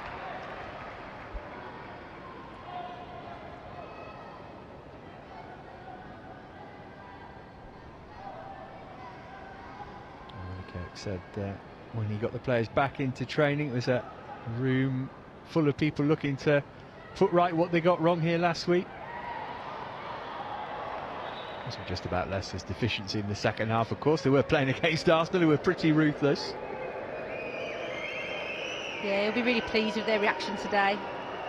I mentioned earlier, it can go one or two ways. You can either have a real positive reaction and use it as motivation to want to prove yourself in the last performance, or it can maybe knock your confidence a little bit, but it seems that it's been the first option, and Leicester really come out fighting and shown they want to make amends for last week's second half performance. Back on here maybe for Spurs. It's a cruncher of a challenge which has left both players hurt. Difficult to tell who's come off worse here. Yeah, players are calling for the physios to rush on. It looks a bit of a bad one. I think both of them have, it's not knee, it looks like she's holding her shin there. Hopefully it's nothing too serious, but it did seem like a late challenge from the Tottenham player there.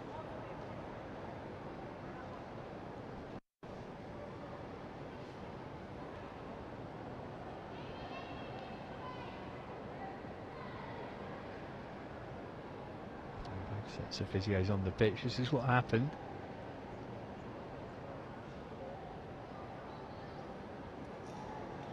Trying to win it back. Yeah, that was late by Celine. It was on Josie Green. Put her hand up straight away, waving. I don't think she meant it. She's lost control of the ball there, didn't she, Celine? And she's gone to try and win it back. And yeah, looks a nasty one, but hopefully nothing too serious. Just a heavy first touch, I think. Well, it was the touch there, wasn't it? The second one. And she really left something in on Josie Green. Be interesting to see if there's any further action taken. Might depend on whether Bizet is able to continue anyway. Well, 2 minutes of first half stoppage time nominally, but we'll play for longer than that given this hold up.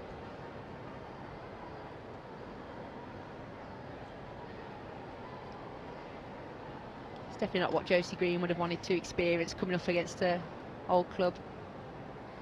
As a former teammate of hers, I hope it's nothing too serious and she can get back up on her feet, but it did. Celine's back up on her feet. Not sure about Josie though. She's getting the attention that she needs from the physios, and hopefully it's nothing too bad. Doesn't look like there's any immediate appetite from the referee to take any further action. I guess probably the fourth official had the best view of all the officials of that challenge.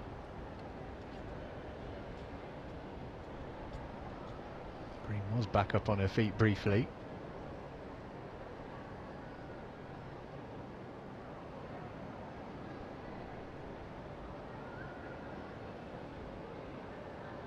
Surprised that the referee hasn't had a chat with the assistant and the fourth official yet about the challenge. Did not look good on replay.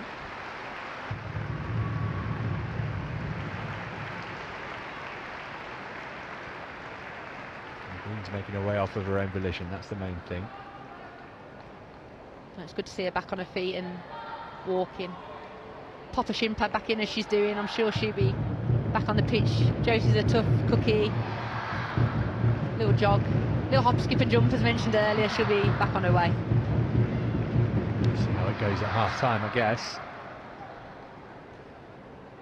The referee just saw it as a 50-50 that got away from Bizet. There's no card.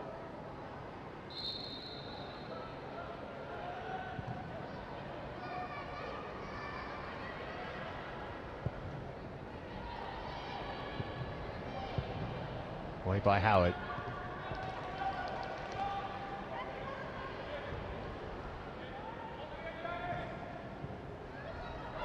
Rantala might be able to pinch this. Maybe after what just happened, a little reluctant to go full-blooded. This is Percival into Naz.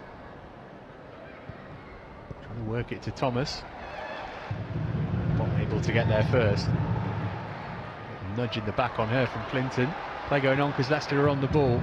Tierney worked it out wide to Kane. One last chance before the whistle blows for half-time for Leicester to double the lead maybe. Kane going on. Oh, and going down. Not for the first time in this game. A penalty appeal is waved away. Oh, it looked like a penalty to me. I don't know if the ref spotted it again. Maybe because he didn't get the first decision for Spurs, he's decided not to give this one to Leicester, but it did look a clear-cut penalty to me. I'd like to see the replay back just to confirm, but again, and Harrod's backed off Hannah Kane. She's invited her into the penalty box because of the joy that Hannah Kane's been having this game so far of her pace, and she's gone in for the tackle. It did look like a late one to me, but it'll be interesting to watch that one back. Simanen. She was fouled by Peterman.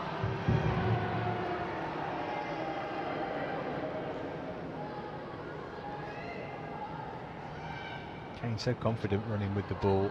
James backing off, and oof, she didn't get any of it, did she? No, that's definitely a penalty in my eyes. Hannah Kane's done well to drive, knock the ball past her, and ultimately Harry James there hasn't won the ball at all, so Leicester will be disappointed with that one, but it's even now, I think, on the penalty decision, so hopefully the referee gets the next one right. Well, there is the end of a first half with plenty to talk about, and a goal as well. Janice Kyman with her second in as many matches has got Leicester in front here Lovely finish it was too, after great work from Hannah Kane.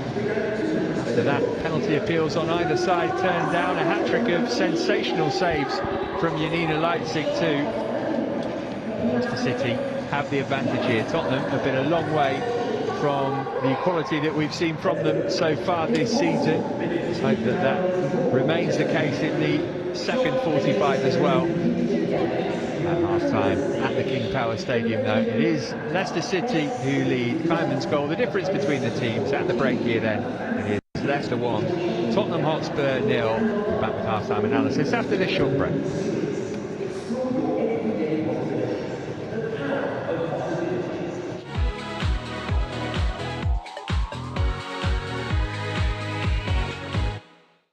Who wants to join me? Shopping at King Power. 3-day, 2-night stay booked. See ya. To the rooftop bar. To snap a photo for my IG. To eat the famous pad thai. The new collection is calling me. Sure, there's a perfume I want. Let me ask my sis. Yes, of course I'm going. Leicester City, Fox never quit. Let's go. It's possible because King Power is more than just duty-free. Shop latest trends in beauty and gadgets, your coolest staycation, the legendary pad thai, best street food in town. A place to support your team, a fancy dinner, enjoy shopping at downtown stores and online, or even the thrill of a new experience. Explore your everyday possibilities. The power of possibilities. King Power.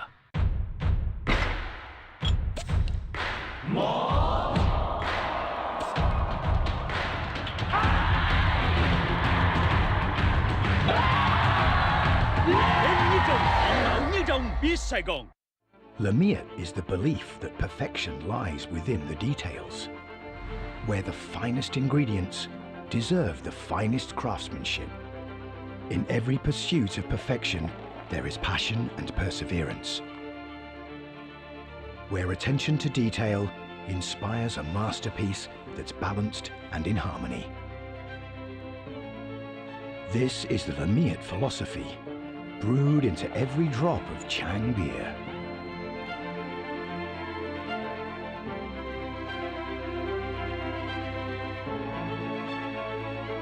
This is the taste of Thai perfection. Chang beer. We brew friendship. Our lives move quickly. They're journeys of many choices.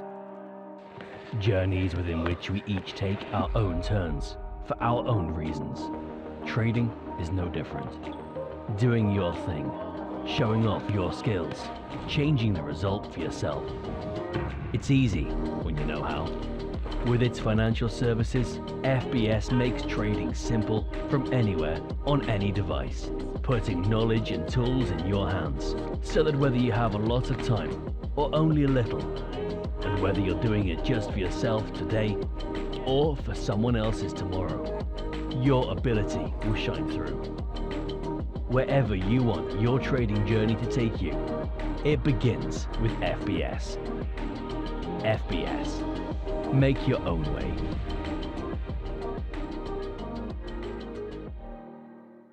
It's possible to be, to go, to get, to be, to go, to get.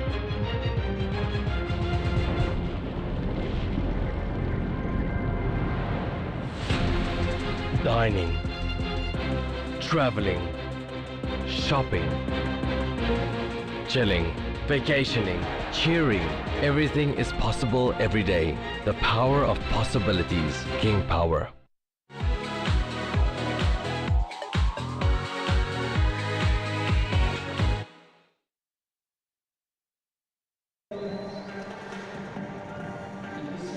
Half-time at King Power Stadium. Leicester City lead by 1-0 against Tottenham Hotspur. We'll go back through the big moments of the game very shortly. Just a quick update from around the grounds because there are some other games on today. Everton against Bristol City, that ended 2-2 in the early game. Arsenal are 2-0 up at Brighton heading into the final stages there, and it's 1-1 between West Ham and Aston Villa, with the Manchester derby to come a little bit later. Leicester's next home game is against West Ham on the 17th of December, and if you want to be there, then you can find ticket details on the website LCFC.com. Kerys, from the commentary box to pitch side, you're running all over the place. good first half for Leicester City. Tottenham have had their chances too. How have you seen it? Yeah, I think Leicester will be definitely happier going into the half-time break. They've dominated mainly. I think both teams have had good chances, but I think Leicester have had the better chances, and Hannah Kane for me has been the standout performer so far in this first half. She's really got at and carried James, the right back, and she's used her pace to advantage, and that showed with the goal. And as I mentioned on the co-coms, it was practically a reenactment of last week's goal, wasn't it, between Hannah Kane and Kyman? Yeah, we'll get to that goal very shortly, but Willie Kirk would have been absolutely delighted with the way his team came out firing, and they had a chance quite early on. Missy Goodwin with the opportunity, and he thought actually that was a great chance for Leicester to take the lead. It was, you're right, it was a good play and a good cross into Missy, and I don't think Ashley's actually aware where she was, and she's managed to get her big size 9 feet onto the ball and just hook it away, but a real good opportunity there for Leicester in the opening minutes. Yeah, it certainly was, but in terms of a defender's point of view, positioning-wise, you must think that's spot on. Yeah, although she's not aware of Missy, she's still done well. Becky's parried it, and she's still been able to get herself in a good position to defend and make the clearance. And yeah, real vital tackle there from Ash. She loves those kind of last-ditch challenges, and she made another one there today. Yeah, so obviously early signs were good for Leicester City, and then the goal comes. You've mentioned Hannah Kane. She had a couple of little tasters, didn't she, down that left-hand side, just testing out the Tottenham defence, and really made them pay with this one, because the approach play is excellent. Actually, it all starts, doesn't it, in the centre of the park with Rantala, with a wonderful pass from midfield to get the move going. Yeah, the whole defensive line there for Spurs is all over the place, and similar to Arsenal, Hannah Kane's managed to get on the ball, this time delivered it with the outside of her right foot, perfect pinpoint pat into Kyman. And yeah, she took a real great touch with her right foot to set herself onto her left, and a real calm and composed finish to slot it past Becky Spencer. And Leicester aren't a team who are known for scoring loads and loads of goals, but Janice Kyman, back-to-back weeks, getting on the score sheet. What does that do to a player's confidence, to be just regularly finding the net? Oh, it's massive, especially as a midfielder as well. You maybe don't expect to score as many goals from midfield, but she's been doing that now for the last couple of weeks, and she's very much likes to bomb on and get forward, and that's exactly the type of player that Hannah Kane will want to play with, is not just the strikers that are getting into the box and providing opportunities for her to cross into, but also those midfielders joining into play as well. So again, great play by Hannah Kane, and also Kyman to get on the end of it. We spoke pre-match about how Martha Thomas was going to be a huge part of this game. Really struggled to get into it. Well, maybe that's a lot to do with how Leicester have marshalled her, but Tottenham have had a few chances. On the Leicester City Women's Instagram feed before the match, they showed how actually Janina Leitzig did a lovely 3 saves in the warm-up before the game. Of course, she actually pulled off 3 spectacular saves in quick succession. This is one before that, though. This is one chance Martha Thomas had to get her head on it, but it was never really troubling Leitzig.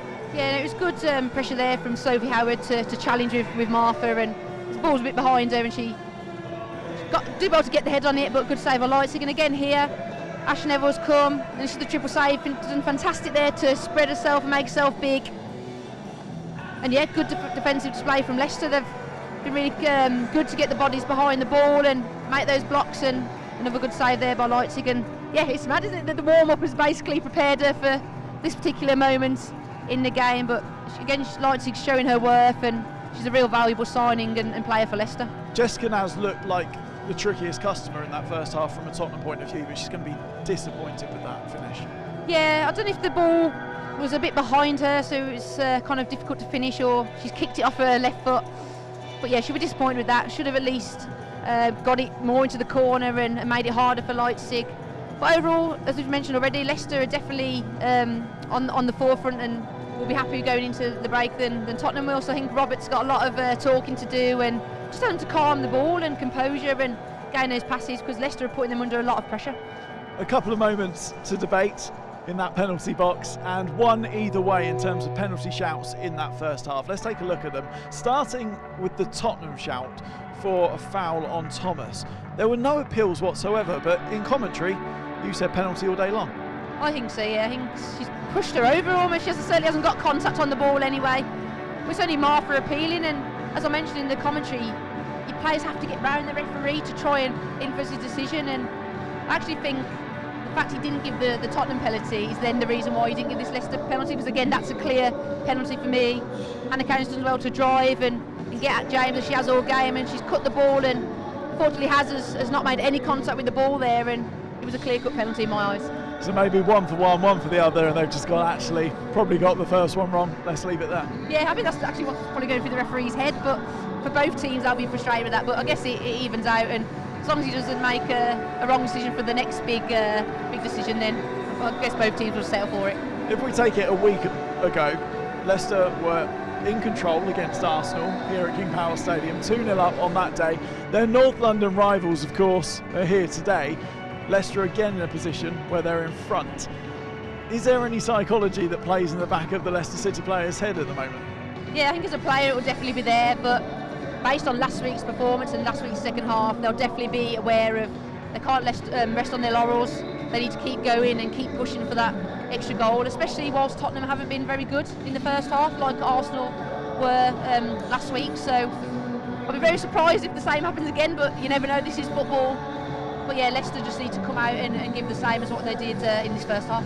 What do you want to see from Tottenham? I think just basic composure on the ball. They've been giving so many sloppy passes away. Certainly Evelyn Samana, she's normally very good with her pass completion, but been giving away a couple of sloppy passes in the middle. Not just her, but across the whole team as well. So they just need to gain composure and change their mindset to just keep the ball, keep it basic, and then that might give them an opportunity to try and get back in the game. So full second half commentary on the way from Leicester against Tottenham, with Leicester 1-0 up. But right now, let's go to the rec room. Lovely. Yeah. That's a good build-up. Oh. I was sure have scored that. I was sure you scored. But oh my gosh. Nice. Yeah, that was nice. And it's not even surprising that Amy hits it like that, because even on her left foot. She's got that in her locker, hasn't she? Doesn't train all the time. How do you feel about that? Yeah. But I think in this game we went down 1-0, but no one's struggled. Everyone was like, okay, we keep going. The whole pre-season though, haven't we? Scored lots of goals, and I think that momentum's taken into the league. So yeah, confident on that one. Oh! What's coming? Big Ed. Oh. Sit her down. Off she goes. Way. I think So Howard's nice. reaction there is even funnier. Howard? I've never I seen, want to see it I've never again. seen Howard punch the air before, but look, can we rewind that? Yeah, she was like this, right? She was like, oh yeah, I've yeah. never seen her do that. Watch her when you go to head it. Oh yeah, yeah. Oh, so important as well. And your first goal, how did Yeah. it feel? No, it's a microphone. Yeah, it felt great. First goal, first game, first goal, good start. Let's just discuss this was not a penalty either, by the way. Yeah, it was you. I've never seen it actually. She pulled me down, by the way. Yeah, you were like my hair was stuck under her, everything. Sorry, Yanni, I didn't come and celebrate with you straight away. No, it was fine. 1, 2, easy, Yanni. Easy. Nice, yeah, so important. We conceded a penalty against Bristol, and I was like, oh, not again.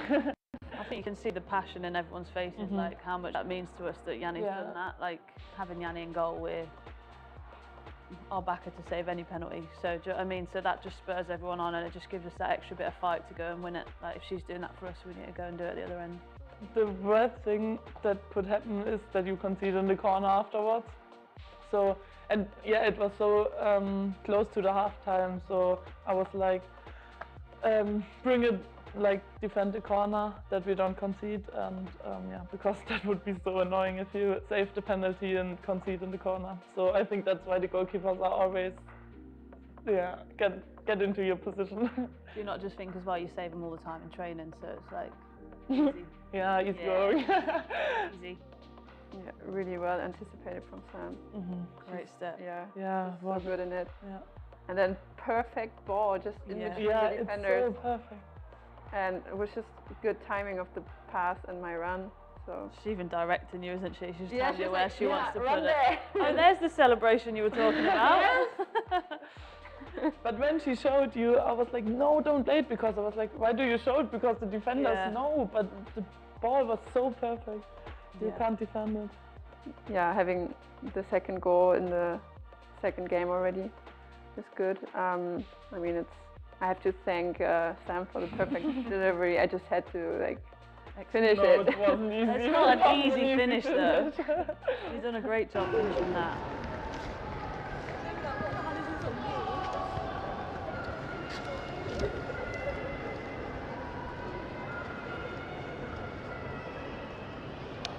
Well, welcome back. Just about ready for the second half then, and there has been a change for Leicester City. Aileen Whelan, club captain, is on, and she has taken the place of Missy Goodwin. Kerys, we don't know if that's because Missy's picked up or not, but they're a different profile of midfielders, aren't they? So it'll be a bit of a readjustment. Yeah, I don't think Missy was getting much joy against Ash Neville down that right-hand side. There was a challenge that Ash had on her, so maybe that's been the reason why, but I think with the experience of Aileen coming on, and she looks like she's moved into centre midfield and someone else has gone out wide, but yeah, positive change for Leicester, because I don't think Missy Goodwin's getting as much joy on that right-hand side as she might have liked. Looks like Kyman's gone out right-hand side. That's her on the ball now. Here's Howard looking to play it into the middle for Peterman. Bot rather, I should say. Let's get those two confused. Now he's trying to bring it clear for Spurs. No alterations for them. Now he's trying to use her pace to get up the pitch. Bot doing her best to stay with her. She managed to make sure that the pass wasn't worked through to Thomas. More of the same then, the message from Willie Kirk, do you think? Yeah, definitely. I think they'll have given him a positive half-time talk. Probably similar to last week, but Leicester know they can't have the same second half as they did last week. So yeah, positive from Leicester, I'm sure, at half-time. I think in the Spurs changing room might have been a little bit different. I'm sure Robert Marlin has given them a bit of a talking to, and they need to improve in this second half. Here goes Kane. That battle against James in the first half. She's around her again. Put the cross in deep. Neville got ahead to it, out as far as Tierney. Neville trying to get it away again. There's Tierney once more though. Kyman into the run of Rantala, just got a little bit too much on it.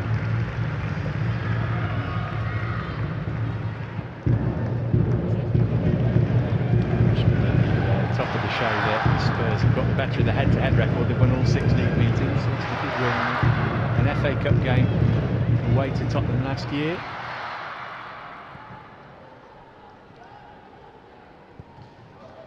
Desperately kind of tiptoeing around that, Kerys, because I don't want to talk about a game you might have lost that you played in. Yeah, best not to mention it. That's why I didn't comment after.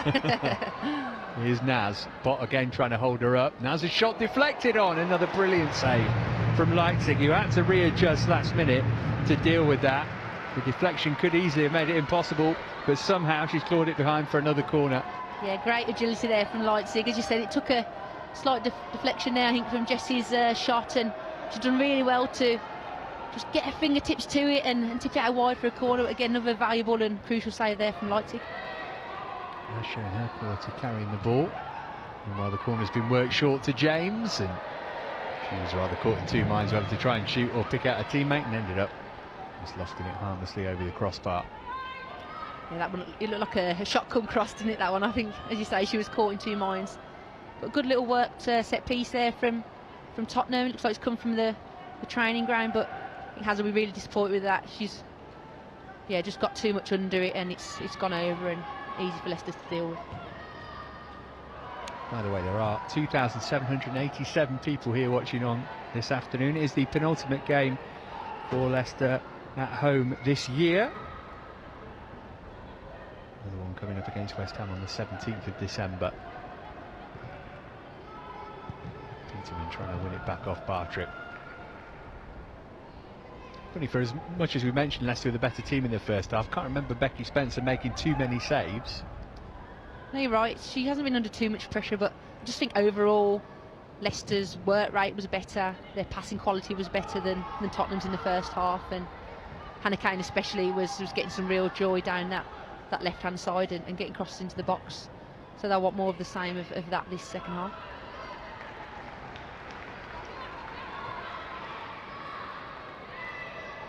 James wanted to take a quick throw here, good movement off the ball. Bizet's little dab toward Thomas. Thomas trying to get round Tierney, and she's managed to do that as well and set it back up for Bizet. She had a rather half-hearted poke at the ball, couldn't really test lightly. That's probably the most influence we've seen from Martha Thomas so far. Yeah, she did well there to get down the line, and a good little cut back inside into the penalty box. And yeah, good pass to Celine, but I think CJ Bott got across. She did well to get across and put Celine under pressure, and all she could manage to do was stretch and get a little toe poke on it. But good play by Thomas here, and good pressure from CJ Bott, and an easy save for Leipzig. There's Tierney. Touched it first time, that's a bit much of Bott. Good to see Josie Green was able to come back out after that strong challenge at the end of the first half. This is Molly Bartrip, the Spurs skipper, wheeling up to engage and make sure that she had to get rid of it. Green got ahead to it, Rantalar flicked it on. This is a better start for Tottenham, sorry. They're just keeping possession of the ball, trying to string some passes together. They're saying that side at the wrong time. Leicester good pressure to win it back off of them. And here's Tierney, can she get the shot away? Deflection. Took it behind for a corner off Beulah. Yeah, some great pressure by Leicester there in the middle. And a good opportunity there for Tierney. She's done well to get a shot off, and a good block there, and it's out for a corner. She's got a goal in her, Sam Tierney. Courtney Nevin's going to trot across to take the corner. Spurs player who was down is back up now, by the way.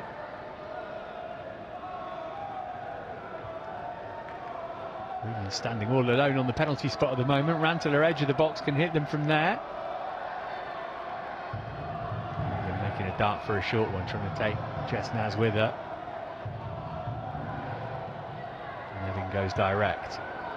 There's more up than away from Beulah. Neville couldn't win it. Right break for Kane.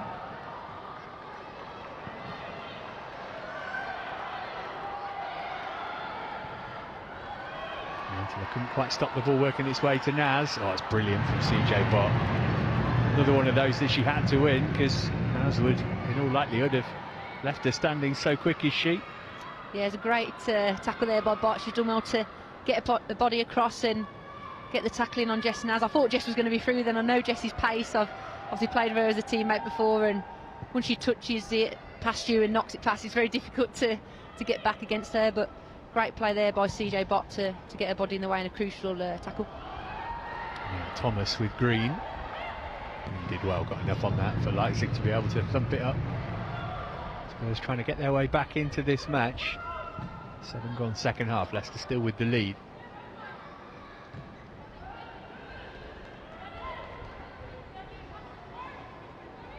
Thinking back to last week and how much Arsenal were good on the counter-attack, and that's what was their strength in the second half, is Leicester struggled to deal with the pace in their counter-attack, and the Leicester team need to be aware of that, certainly the second half. And I'm sure that's definitely what Willie Kirk has touched on at half-time, is just making sure that they're tidy and organised at the back, not committing too many bodies forward, because they're already winning 1-0, and you still want to go out and get that extra goal, but you also need to be careful of not committing too many bodies forward and losing out on play like against Arsenal last week with the counter-attack. Yeah, it's interesting hearing from Willie pre-match saying that at half-time last week some of his players sort of had stars in their eyes. They're in a position they'd never been before, 2-0 up against a team of Arsenal's quality.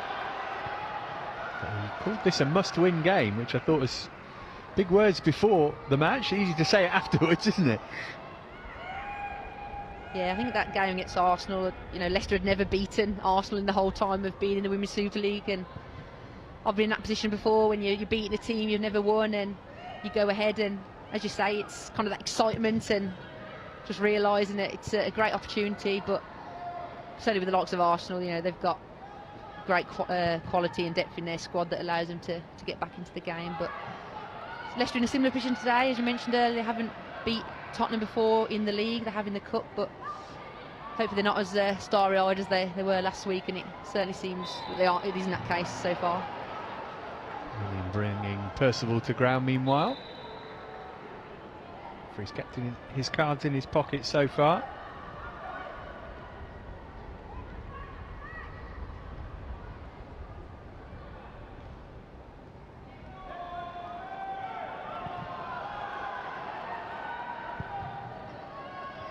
We'll see more of the ball in the second half.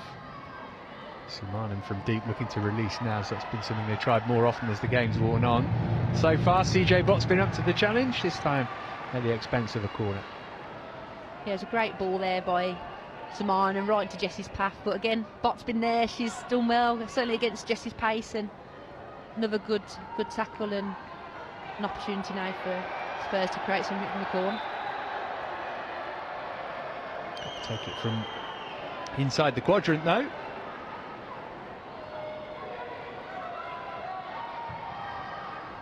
Looked it short in the end, better angle for the cross second time round maybe.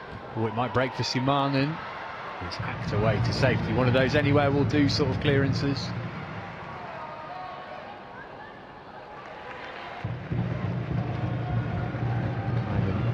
Then sliding into, make sure it's just a throw in.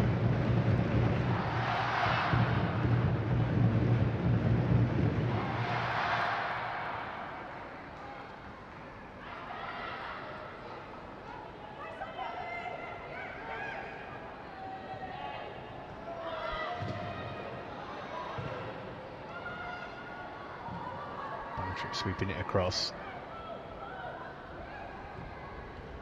Spell of Spurs pressure. There's Clinton to put a foot in.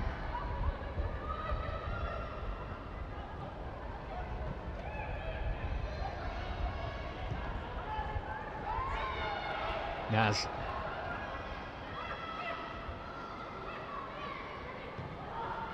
Oh, that's a decent ball opportunity here, and slashed in for the equaliser by Celine Bizet. Lovely first time finish that, no chance for Leipzig this time, and Tottenham back on terms 11 minutes after the restart. Seems like Robert Marler's team talk at half-time has worked wonders for Spurs in this second half.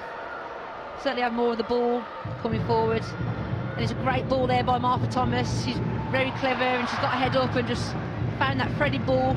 Good run by Celine to get in behind, and it's a good finish there. And like you say, Leipzig didn't have any opportunity to get across. Celine's done well to slot it in down to Leipzig's right hand side, and it's fair game, equal game now, and it'll make for an exciting next half an hour or so. Well, like Janice Kyman in the first half, Celine Bizet makes it 2 goals in as many games. Scored against Liverpool last week. Great solo effort. More instinctive finish. And all square.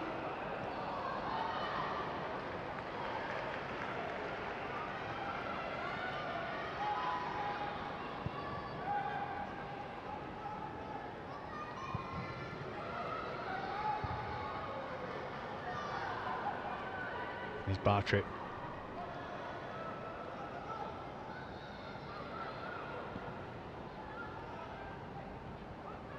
Nicely done by Howard to win it back. Can Leicester get back on the front foot here?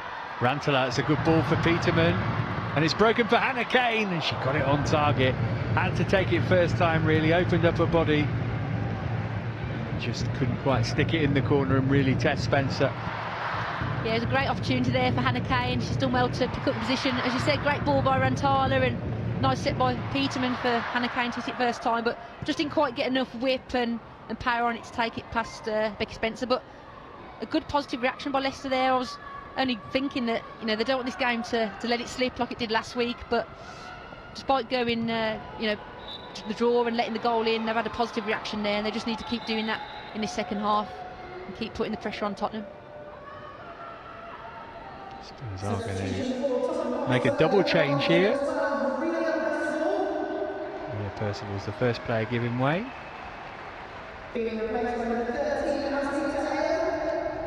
Mateo will come on in her place.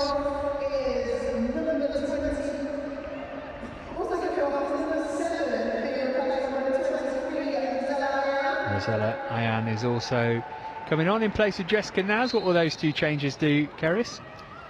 Well, it's pushed Has James into the middle, which is a more natural position. Asmita Ali's come on now at right back, and I think Has will be pleased with that. She's had a bit of a torrid time against Hannah Kane today, so more natural right back now in Asmita Ali coming on. So a good opportunity for her to try and prove herself against Hannah Kane, who's had a good game so far. And Rosella Ayan coming on for Jess Naz. A like-to-like change, really. Rosella's got the pace like Jess has, and again, she hasn't been getting as much game time as she'd like this season, so good opportunity for her to prove herself. Interesting that he's made the two changes just after they've equalised. Within the planning, but to stick with it anyway, as Nevin works it wide for Kane, who's got some space. Kane's cut back, only found Beulah though. The other way as far as Nevin. Just thought about shooting for a second, then saw that Tierney was better placed to do so. Oh! Crashed off the crossbar. Desperately unlucky, Sam Tierney. Well, Spencer gave it the courtesy of a dive, but she knew she wasn't going to get anywhere near that. Really well struck from Tierney. Oh, it was a cracking shot, wasn't it? It was a rocket. Thought that was going in top corner. We initially thought Nevin was going to take the shot, but it's probably a good job she didn't laid it off to Tierney, and it's a fantastic effort with her right foot. Ish comes, perfect contact, and really unfortunate not for it to go in top corner. As you say, Becky Spencer dived, but there was no chance of her getting anywhere near that. Meanwhile, Rantala's just killed one in, but unfortunately the whistle had already gone. That was not a bad finish at all, was it? Should be gutted that the free kick was given there. This player down, he's going to need some help though.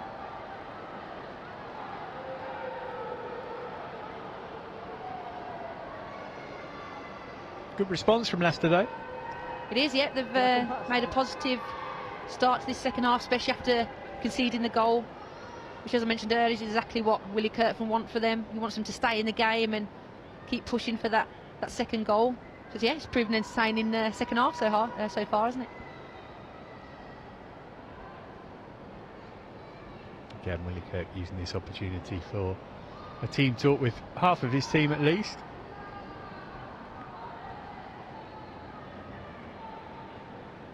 Simon is the player down in some treatment for Tottenham at the moment. I don't know if the referee's packed any of his cards in his pockets today, has he? He's been very reluctant to. I'm not saying that in particular tackle was a carded one, but he's kept them in his pocket, hasn't he? Which sometimes as a player, actually, I'd rather appreciate. I think those referees that give out cards so easily, it's very frustrating as a player, and yeah, it just kind of kills the flow of the game. But I don't even know if he packed his cards this game.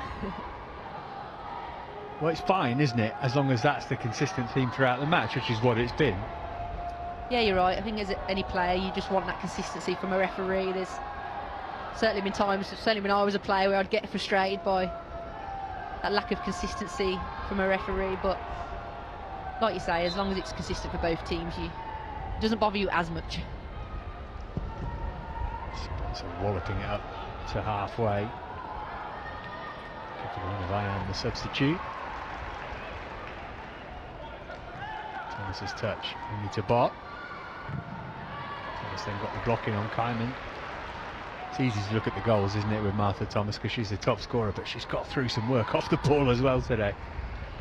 You're right, she's a runner, she's a hard worker, and that's certainly what I like about her, is that she's not just that attacking threat, but she's not willing to she's not scared to work hard, and is always willing to put in big tackles like that and put on that defensive side of her game as well. Here's Rantala. Kane's got space far side. Rantala might have to go alone. Peterman joining in as well. Oh, she tried to work it across to Kane. Leicester quick to win it back again, but now Tottenham have got it back. It's end-to-end stuff at the moment. Here's Bizet, their goal scorer. Thomas ahead of her, Ayan to her left. Bizet looking to thread it. Here's Thomas on side here. Flag stayed down, now she's got involved. Leicester managed to get bodies back and the danger less. James, it's a decent ball though. Clinton wanting a cut back. Thomas holding on to it for now. For Ayan, edge of the box.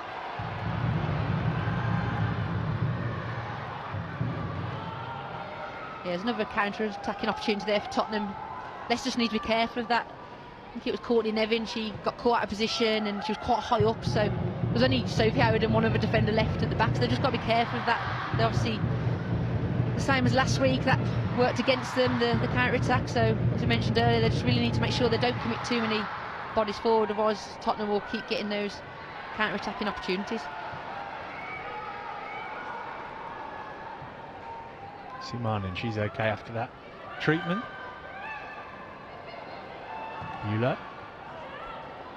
Just for a second, wondered if that was going to give Leipzig a problem. Yeah, I think she got caught in two minds there, a bit like Ankara James earlier, whether to cross or take a shot. I think when you're that close, even as a centre-back, you've got to have a go, haven't you? So when you get that hole at the pitch, you've got to try and make the most of getting in those goal-scoring positions. There speaks the voice of experience. Rantalat.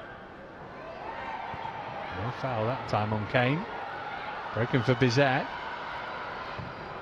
Ayan's made a really good run here. Oh, she couldn't quite stretch enough to make the contact. Yeah, it was a great whip ball in there from Celine Bizet. Good run by Rosella, and although she's got very long legs, they couldn't quite get there that time. But again, you know, down this left-hand side, Celine's on her own there. Courtney Nevers has been caught out of play, and it's too easy for Celine to be able to whip that ball in, and Rosella's done her best to try and get on the end of it. But Leicester definitely need to be aware of this. Someone needs to almost get hold of Nevin and tell him to, as much as she wants to be attacking and have that positive mindset, I think she just needs to be a bit careful about her positioning and not going forward at the wrong times. And she's on the ball. Whelan was challenging for it. And Whelan's got it now. It's 3-on-2 just for a moment in Leicester's favour. Now Spurs get players back. Tierney with Kaiman out wide. Kane wants it far side. For his assistant had a guess and gave it as a Spurs throw. I think he was just about right.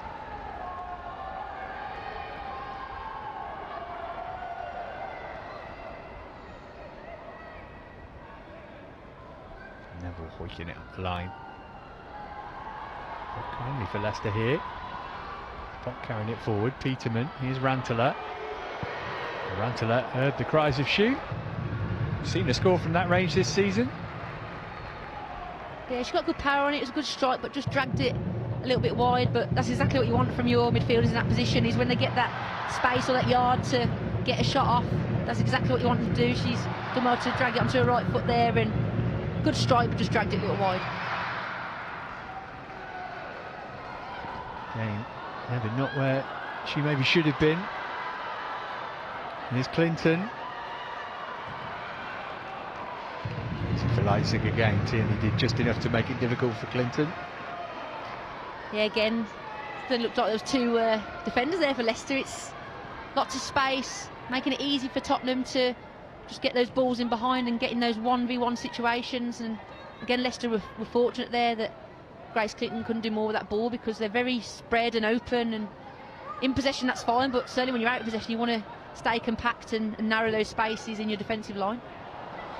Oh, given away in a dangerous position here. Here's James. Oh, and she didn't shoot herself. It's going to come for Ayan, is it? It's Ayan for 2-1. Blocked as far as Bizet. Great work from Howard there.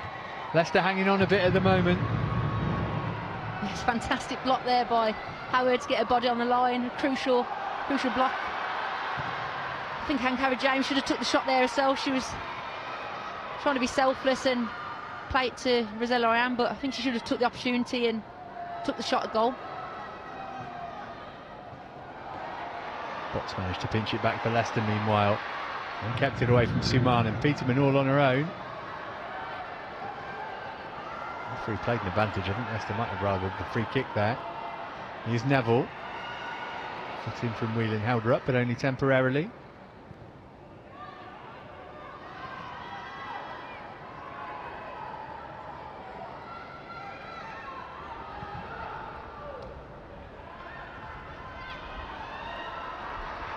Clinton looking for Thomas again. Howard's there. The challenge that she had to get right and did.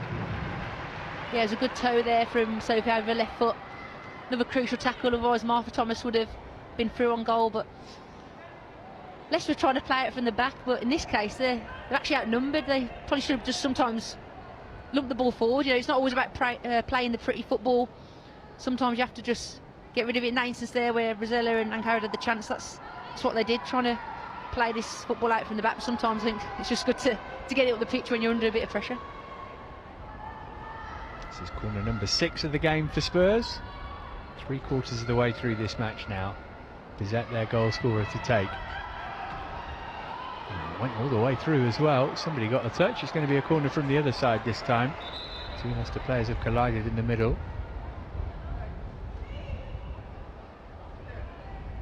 Yeah, Sophie Howard, isn't it, and Hyman. Yeah, they've just clashed heads a little bit. They've nothing too serious. They're both back up on their feet. Leipzig's gone down again. We saw this in the first half, didn't we?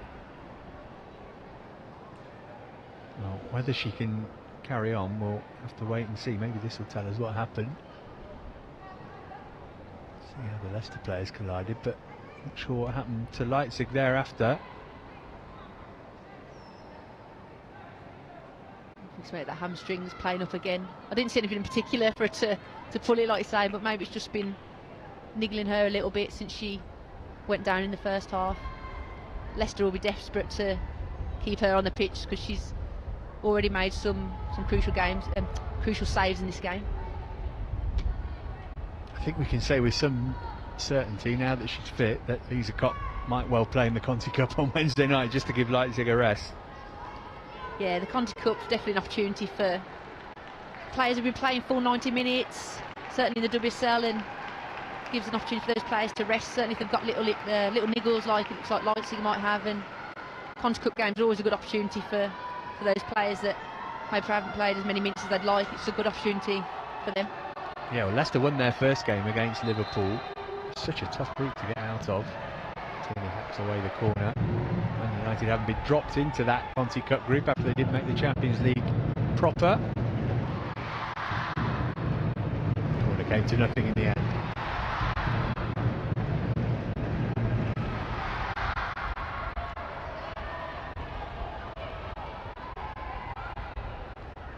There's a discussion going down on the Leicester bench across from us. Just wondered if we might see a substitute before too long. Somebody's taken the high vis off, so that would indicate that changes might be on the way. Still looking to turn 1 point into 3 here.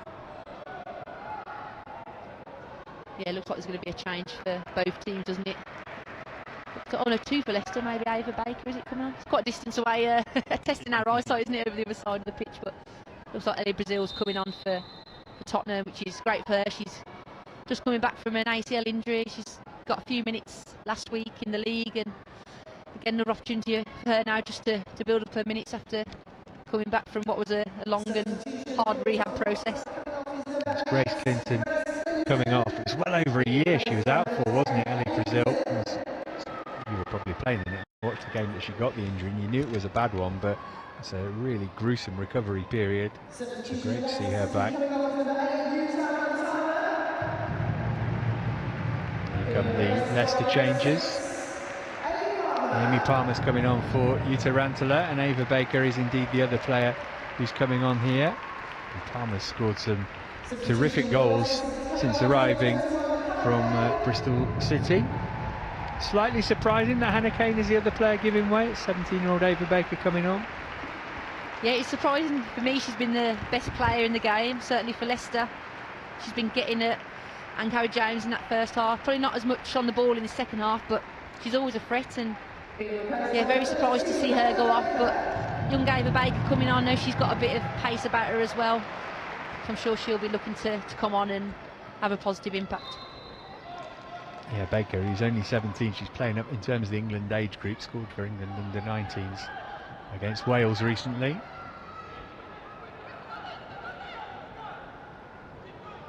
She's slotted into that position on the left-hand side.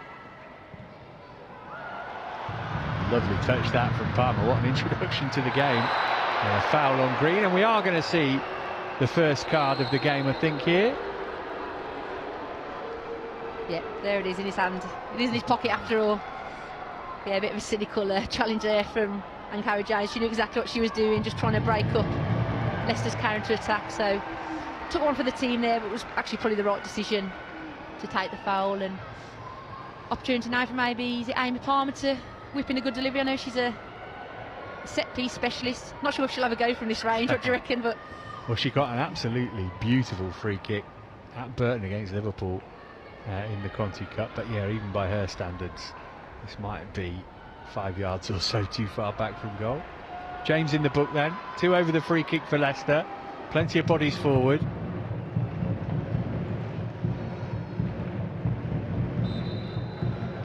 Courtney Nevin is the other option. It will be Nevin who sends it in. Straight into the head of Neville, as it turned out. Sumanen, despite her best efforts, couldn't keep it in.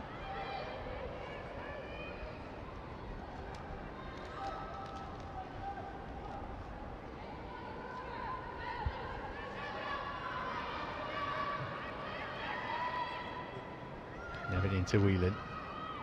She's overhit the pass for Palmer, and there's a break on here for Tottenham. Brazil wanting to get involved straight away.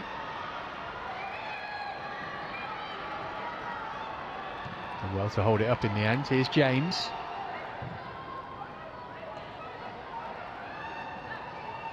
Mayan twisting and turning. Got the crossover and kicked away this time by Leipzig at a near post. yeah, really good play from Rosella Ann there down this right hand side. She's cut in, then done a nice little turn, took it past Courtney Bott there and tried to whip it in that front post, but Leipzig's done well there to just get a foot on it. It's good pressure there from the defender to not make it easy for Rosella to get that cut back, and good save again by Leipzig. Bizet again on corner duty. Again, it's clipped deep toward the far post and headed down comfortable for Leipzig from Bühler. Another Leicester player down in the penalty area though. It's Aileen Whelan who's got a problem. She's going to be okay.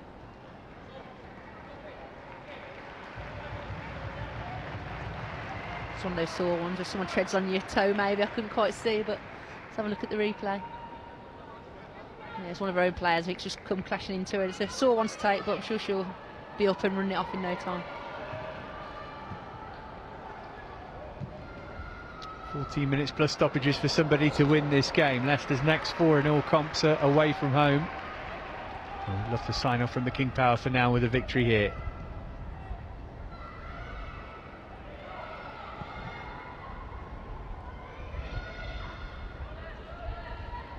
Bizet just about kept that in play. And she's got free of Nevin. Here's Brazil. Touch from Josie Green. And Brazil got the last one apparently, much to her surprise. Yeah, nice little cover there by Josie Green. I think Nevin in this second half, she had a bit of a difficult time down this left-hand side, whether it's Celine or Rosella coming down this side against her. She may have been caught out of position a little bit, so I think she just needs to be careful of that and just up for display a little bit, because I'm sure from her own standards she can do a little bit better to try and cut out those runs from Celine and Rosella.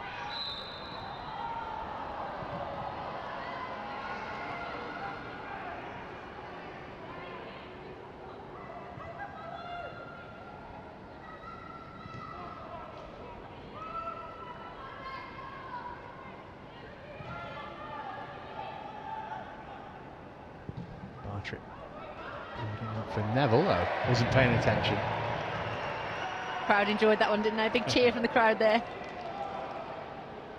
Neville hoping the ground would swallow her up, but she's quickly back on the ball.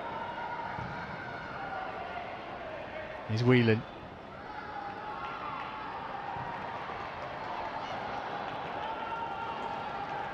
Leicester just not quite been able to hit the levels they did in the first half since the restart. Yeah, you're right. They haven't been on the ball as much. Tottenham have had a lot more of the possession this second half. Certainly less mistakes from them, so they've improved in the second half after the half-time break. And yeah, Leicester just needs to try and get the ball now, but good opportunity to attack here. Lovely ball from Baker for Nevin. James able to get there ahead of Whelan though. Howard makes the Bott, I should say, makes the referee have an easy decision to make. Getting the hook there, wasn't she? Little cuddle in the game.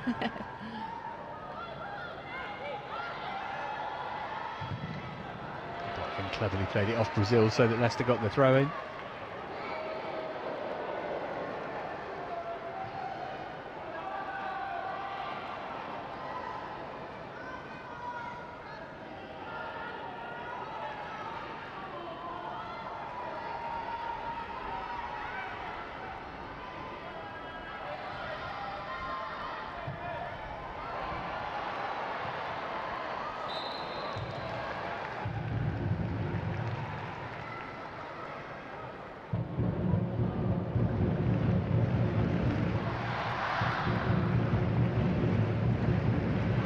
Leicester supporters doing what they can to raise his team for the run in here.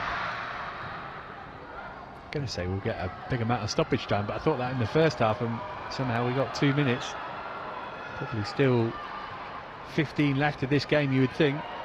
Plenty of time for somebody to win it. Leicester on the front foot looking to do that. Here's Amy Palmer. Slotted it nicely for Peterman. Baker's in the middle waiting for the cut back. They weren't on the same wavelength, those two. Yeah, good opportunity there for Leicester. Good break by Amy Palmer, driving down in the middle, and nice little through ball to Peterman. But as you say, Baker's just gone that little bit too soon and dragged it behind her. I think Aileen Whelan was nearly on the end of it, but I think Harry James has done well just to get across and put it out for a Leicester throw-in.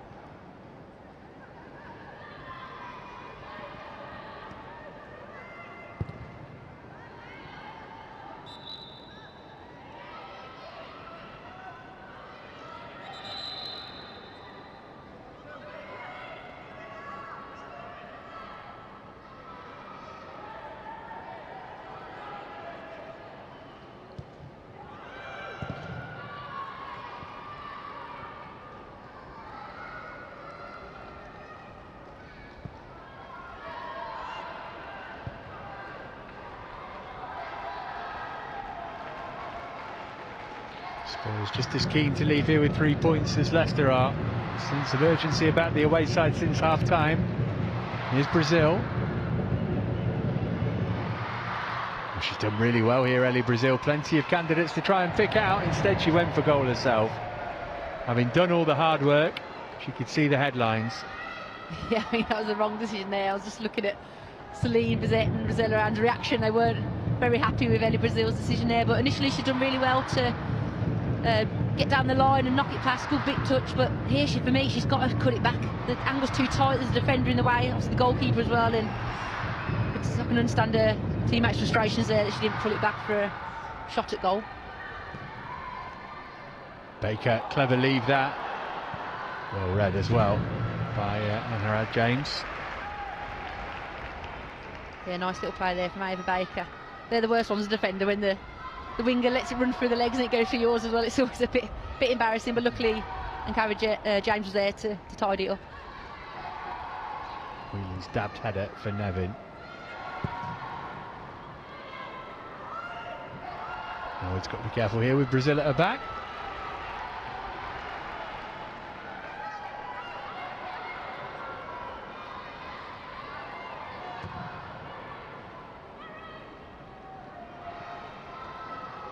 Whelan trying to turn it round the corner for Peterman. Neville had read that intention.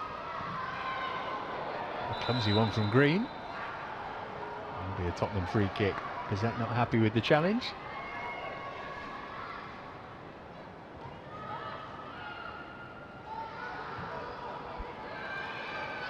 Thomas. Good defending on that occasion. Then span into the path of Baker. Couldn't execute the pass for Tierney. Nearly moments for Leicester. I think one moment of quality in the time that remains. Here's Baker. I think both teams need to try and gain a bit more composure. It's very transitional, end to end. They're obviously both going for the win, which is understandable, but just gain a little bit more composure, keep the ball, not trying to rush to the goal too quickly.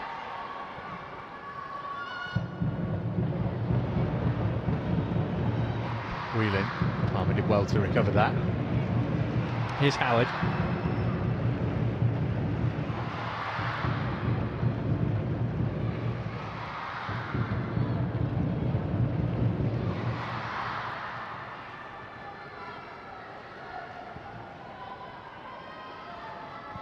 Just watching Ellie Brazil, when it's that crunching tackle just, and she's holding her knee a little bit, and hopefully she's nothing serious, because coming off the back of 2 ACL injuries in a row, it's always nerve-wracking going into that first big crunching tackle, but looks like she's all right, she's running it on.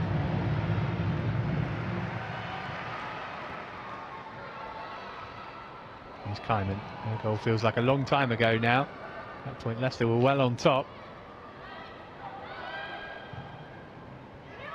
Through the middle here for Bizet. That is a vital intervention from Josie Green.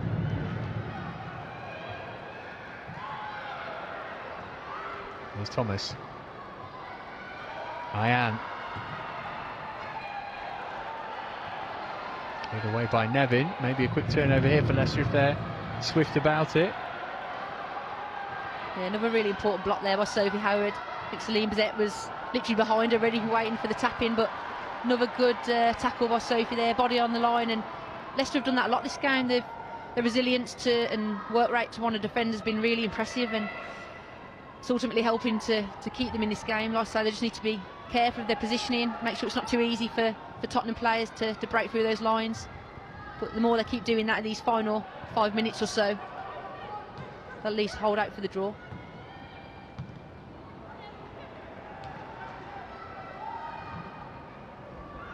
Whelan trying to get to this. She did well. And Baker can chase it down. And the test for Spencer's footwork, but she's passed it. All over the head of Nevin. Picked up by Thomas. Nevin went to ground and got enough of the ball. This is Bizet now.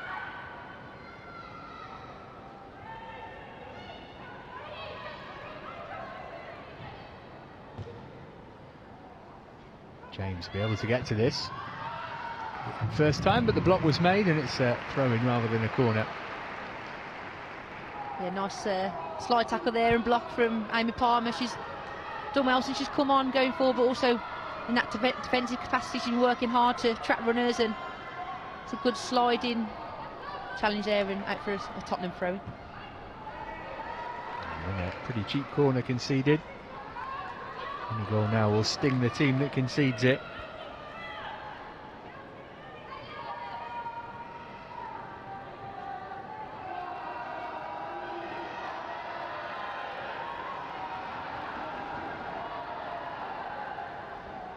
Bizet is going to send this over.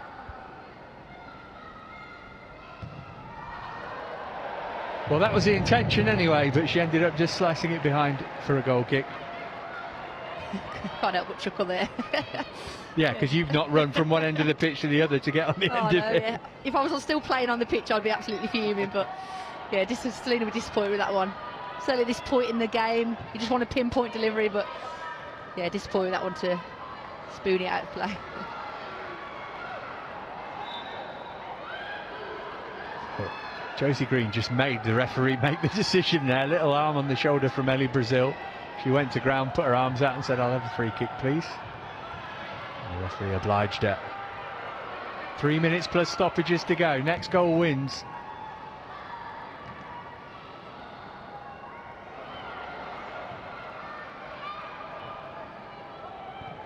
Peterman.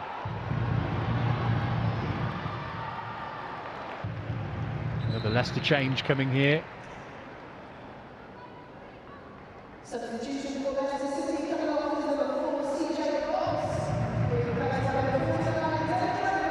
Well, this is a really interesting one, Kerys. It's Denny Draper coming on. It's her second Leicester appearance. Asked Willie Kirk about her pre-match. She scored 8 goals in 3 games for England under-17s this month. She's the daughter of Mark Draper, the former Leicester midfielder. She's only 16, but if you're in the goals, I mean, why not for a couple of minutes? Exactly, yeah. She's in form. She'll be full of confidence, so absolutely right for Willie Kirk to bring her on and give her an opportunity. And I say it's a fantastic opportunity for someone so young, but she's obviously been proving herself not just internationally but also for Leicester as well. And yeah, we'll see what she can do. Sure, she's a bright young talent. It's an attacking change because she's a forward player, as that goal record would tell you. And she's come on for as a defender. Here's her first touch of the ball. It's the first time she's played here at the King Power Stadium. Came off the bench late at Man United last month. She's going to be direct.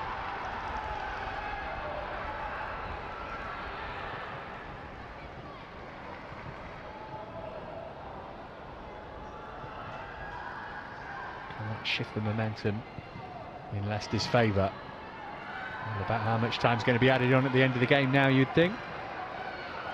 Here's Bizet. Cutting onto her left foot so she can have a go. Leipzig can't see anything of that. And luckily it didn't reach her, because once again Sophie Howard was in the way. Here's Bizet. Spurs finishing strong. Baker away from Beulah. Just overran it a little. Now Sumanen to get it back. Thomas shot on the turn, and that will sting the palms of Leipzig, but she's made the save. Yeah, great save again from Leipzig. Thomas has done well to get on it and turn around and get the shot off, but certainly in the box, Leicester have got to get closer there. You can't give Martha Thomas all that free time to get the shot off, and maybe there's a few tired legs, a few tired minds. But yeah, good snapshot there from Martha Thomas, and good save, and hopefully this cross now from Rosella Ann will be a bit better than the last one. 5 added minutes at the end of the game. Diane's cross dealt with at source. So 5 minutes for somebody to win it, and you mentioned it earlier, Kerys, but neither team's happy with the point here by the looks of things either. They both want to win. Yeah, I think both teams will definitely want to win. If this was certainly later on in the season, it would be a must-win game, and at any point in the season really you want to pick up as many points as possible. Both teams at the beginning of the game would have believed they can get 3 points out of this match, so both teams are trying for it. It's a very end-to-end game in these last 15 minutes or so.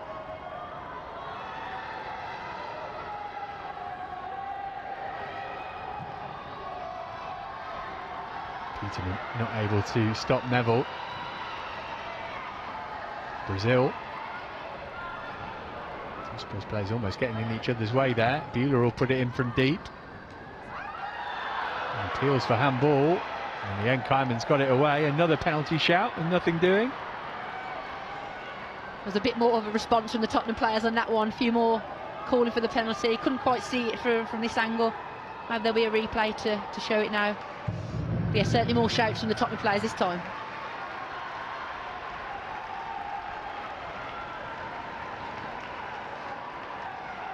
It's off the chest, isn't it? Yeah, it was off her tummy there, rolled off her body. Guess they've got to shout it in these final minutes. But Leicester would have done the same as well, but yeah, nothing in that one.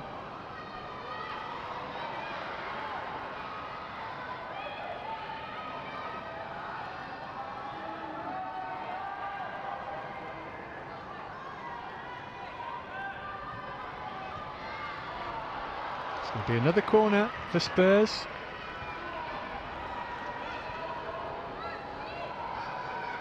Still 3 minutes of this game to go.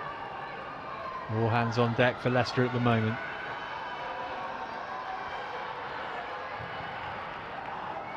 Pulled back all the way to Molly Bartrip. Now there's another angle for the cross to come in toward Leipzig's goal. Will be yet another Tottenham corner. Another great defensive clearance there from Sophie Howard. She did just enough to get ahead on it, and she's been a rock for them at the back today. A dangerous whip ball in there from Rosella Ryan, and she's done well to just get ahead on it and make sure none of those Tottenham players behind her are able to get on it. Sumanen this time going to take the corner. They're mixing it up. That's a good looking delivery as well. Baker able to head it out of the penalty area. And Green with an anywhere will do sort of clearance, but it's sliced away.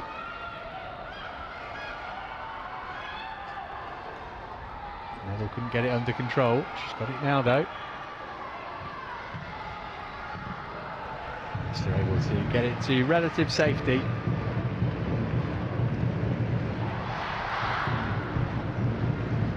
You mentioned earlier with Shannon O'Brien about the noise of the crowd, and when Leicester have been in positions where they're holding out for a draw, that noise can really motivate them and spur them on to hold out. So the drums are beating, they go in, and the crowd are getting behind this Leicester team. They're working hard to defend.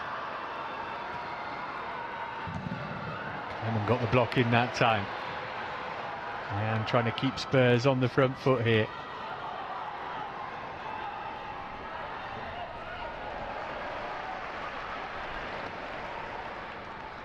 Neville happy to accept the throw. Time for one last chance for somebody. Tottenham who've been asking the questions in stoppage time. Sumanen.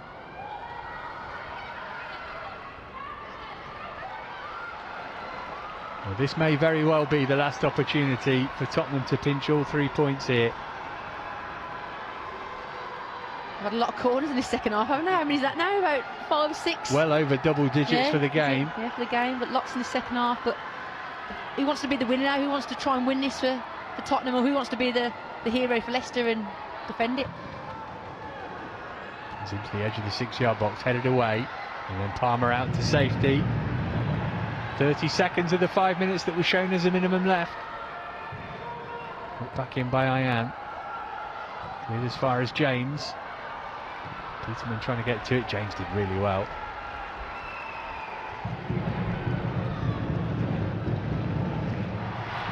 Bartrip looking long. Brazil, did that strike an arm? It did. And Bizet's goal, therefore, will not matter. And that might very well be that. Yeah, Leicester have done really well to ride the storm. I think it's been a game of two halves, hasn't it? Leicester were the more dominant team in the first half, and the second half Tottenham were, but there we go, referee's blown his whistle. Yeah, point shared then here. A goal in each half. Leicester ahead through Janice Kaiman on 18 minutes. Had chances to extend that lead before half-time as well, but after the restart, Tottenham, you'd say, with a better team, and well worth their equaliser that came from Celine Bizet not long before the hour mark. There were chances for either side. Both had pretty strong penalty claims in the first half as well. But Leicester claim a point. Spurs had won the previous 6 league meetings between the teams too.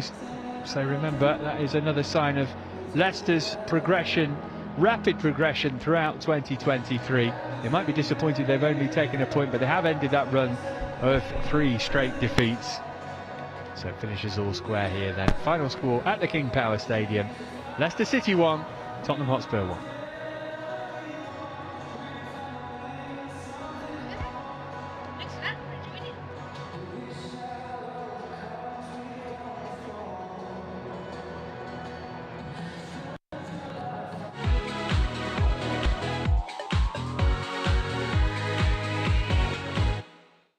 Who wants to join me shopping at King Power? 3-day, 2-night stay booked. See ya. To the rooftop bar. To snap a photo for my IG. To eat a famous pad thai. The new collection is calling me. Sure, there's a perfume I want. Let me ask my sis.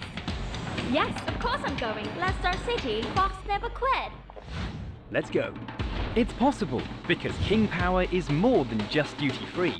Shop latest trends in beauty and gadgets, your coolest staycation, the legendary pad thai, best street food in town, a place to support your team, a fancy dinner, enjoy shopping at downtown stores and online, or even the thrill of a new experience. Explore your everyday possibilities. The power of possibilities. King Power.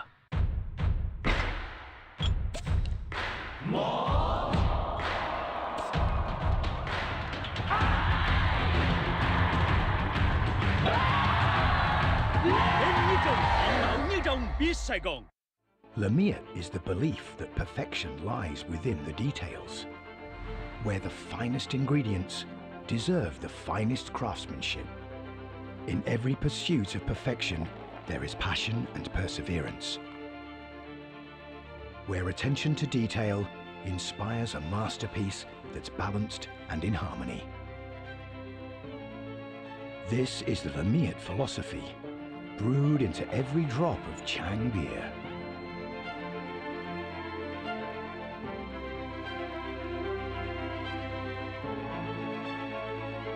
This is the taste of Thai perfection. Chang beer. We brew friendship. Our lives move quickly.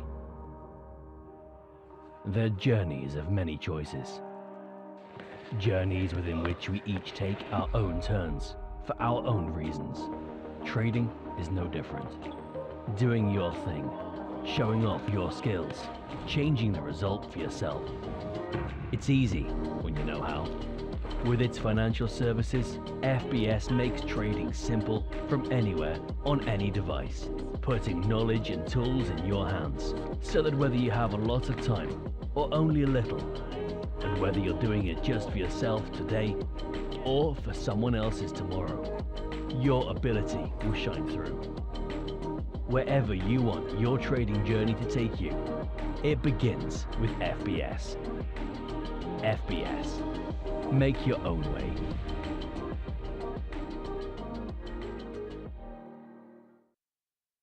It's possible to be, to go, to get, to be, to go, to get.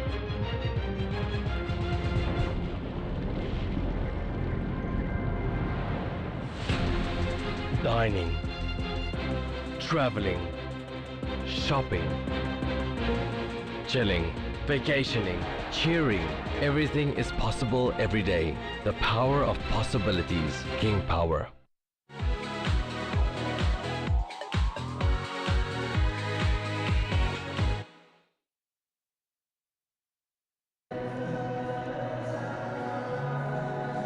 Leicester 1, Tottenham Hotspur 1 in the Women's Super League at King Power Stadium today. There have been other games taking place across the country, so just taking a look at the scores. Everton 2, Bristol City 2, that was the early game. Arsenal were 3-0 winners at Brighton.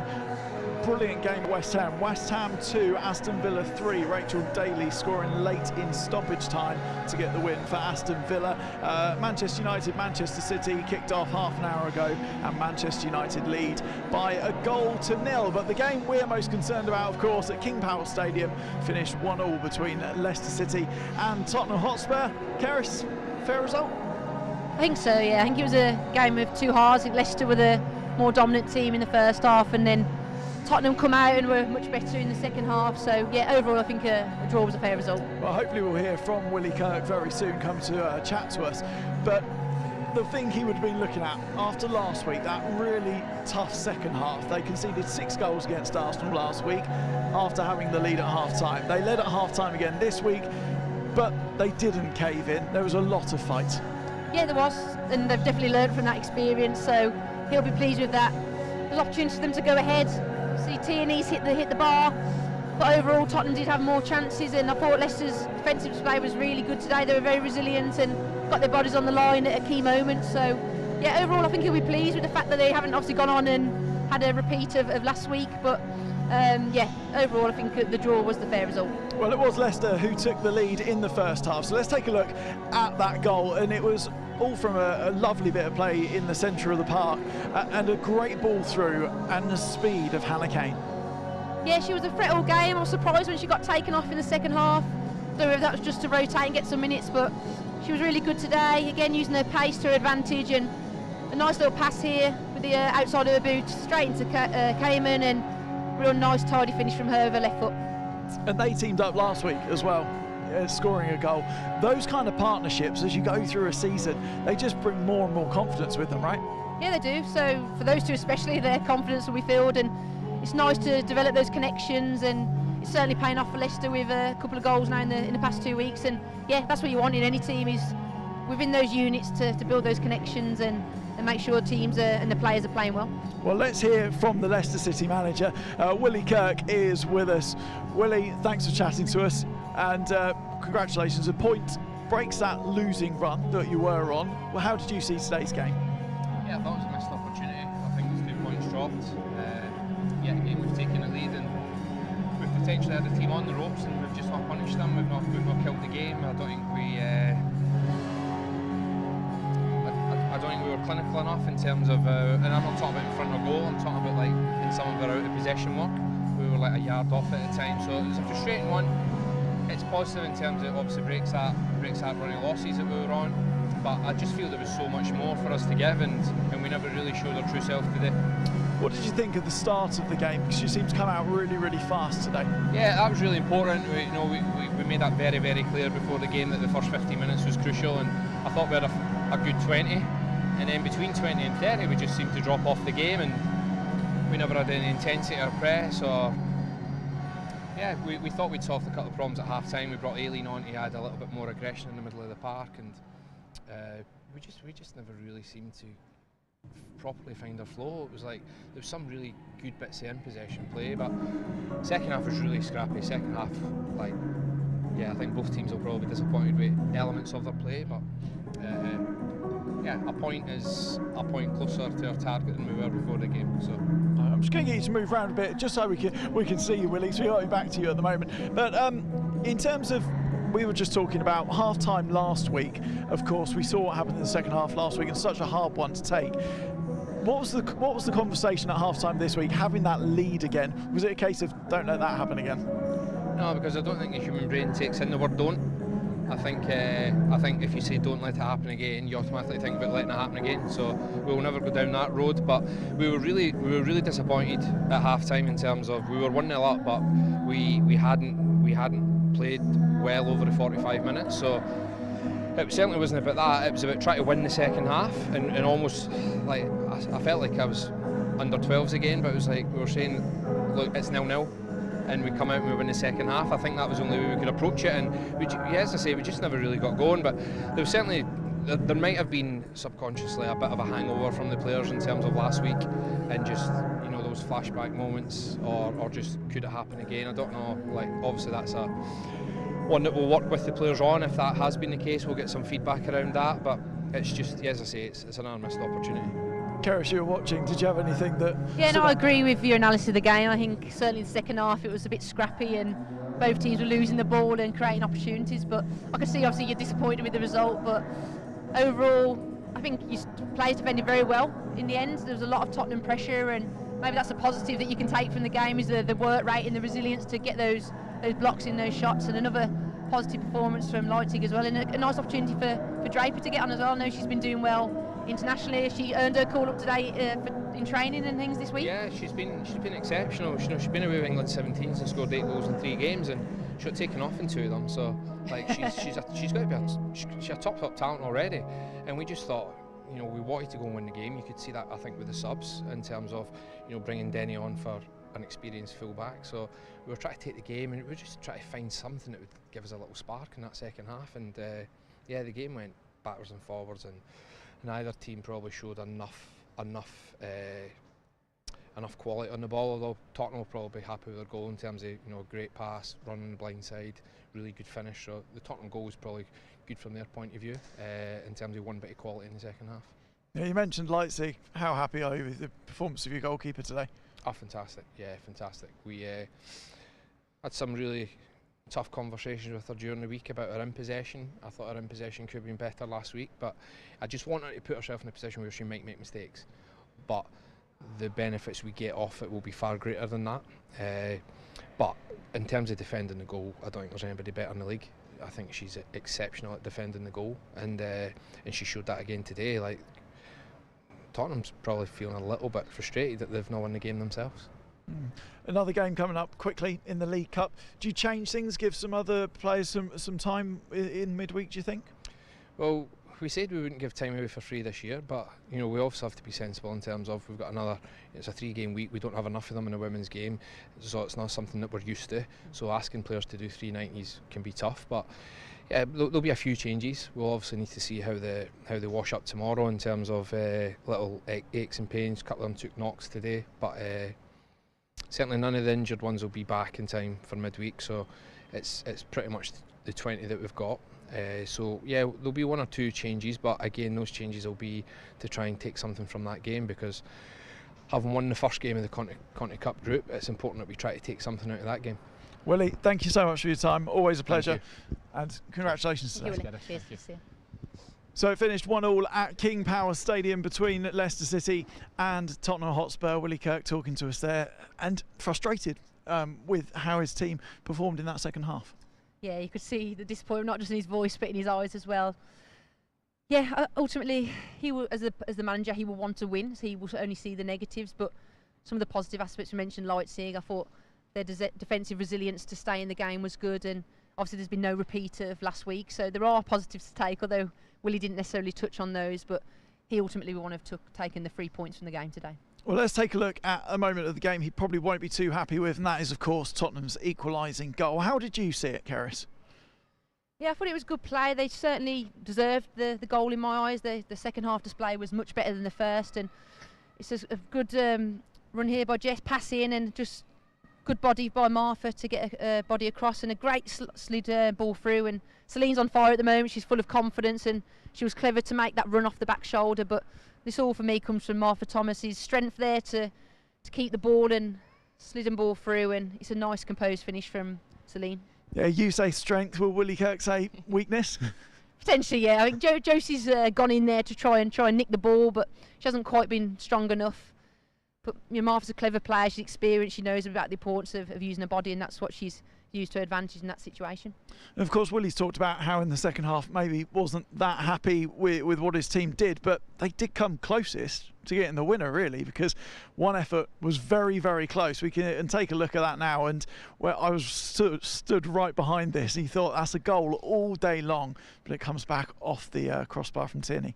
Yeah, I think originally Nevin was going to take the shot, but she made the right decision to pass it on to Tierney. It's a fantastic strike. She's caught it perfectly with her laces, and she's really unfortunate they didn't fire into the top corner, but yeah, left Becky Spencer on the floor there, just diving and having no chance of getting near it. But yeah, she'll be gutted that one didn't go in. How does that feel when you're a player and you hit one that cleanly and it doesn't go in? You feel great at the time that you've hit it so well, but yeah, you're a bit gutted when it doesn't, just inch or two lower, and it could have been goal of the season for her. So yeah, she'll be disappointed that one didn't go in. So taking the game as a whole and coming at it and just looking at it widely, who really stood out to you today from either side? I think in the first half it was definitely Hannah Kane. I thought she was full of confidence, her pace, and I think maybe Leicester might have identified the right back as a target and using Hannah Kane's pace. I thought she was very good when she was on the ball. For Tottenham, I think it was nice to see Ellie Brazil come back on, but again, Celine, she looks full of confidence at the moment. She's got the goal again today, so that's 2 in 2 for her, and hopefully for Tottenham she can keep performing and scoring those goals. It's interesting, Willie Kirk talked about how going forward he's not going to give minutes for free, but they do need to be careful, and that kind of game management is vital with more fixtures coming up.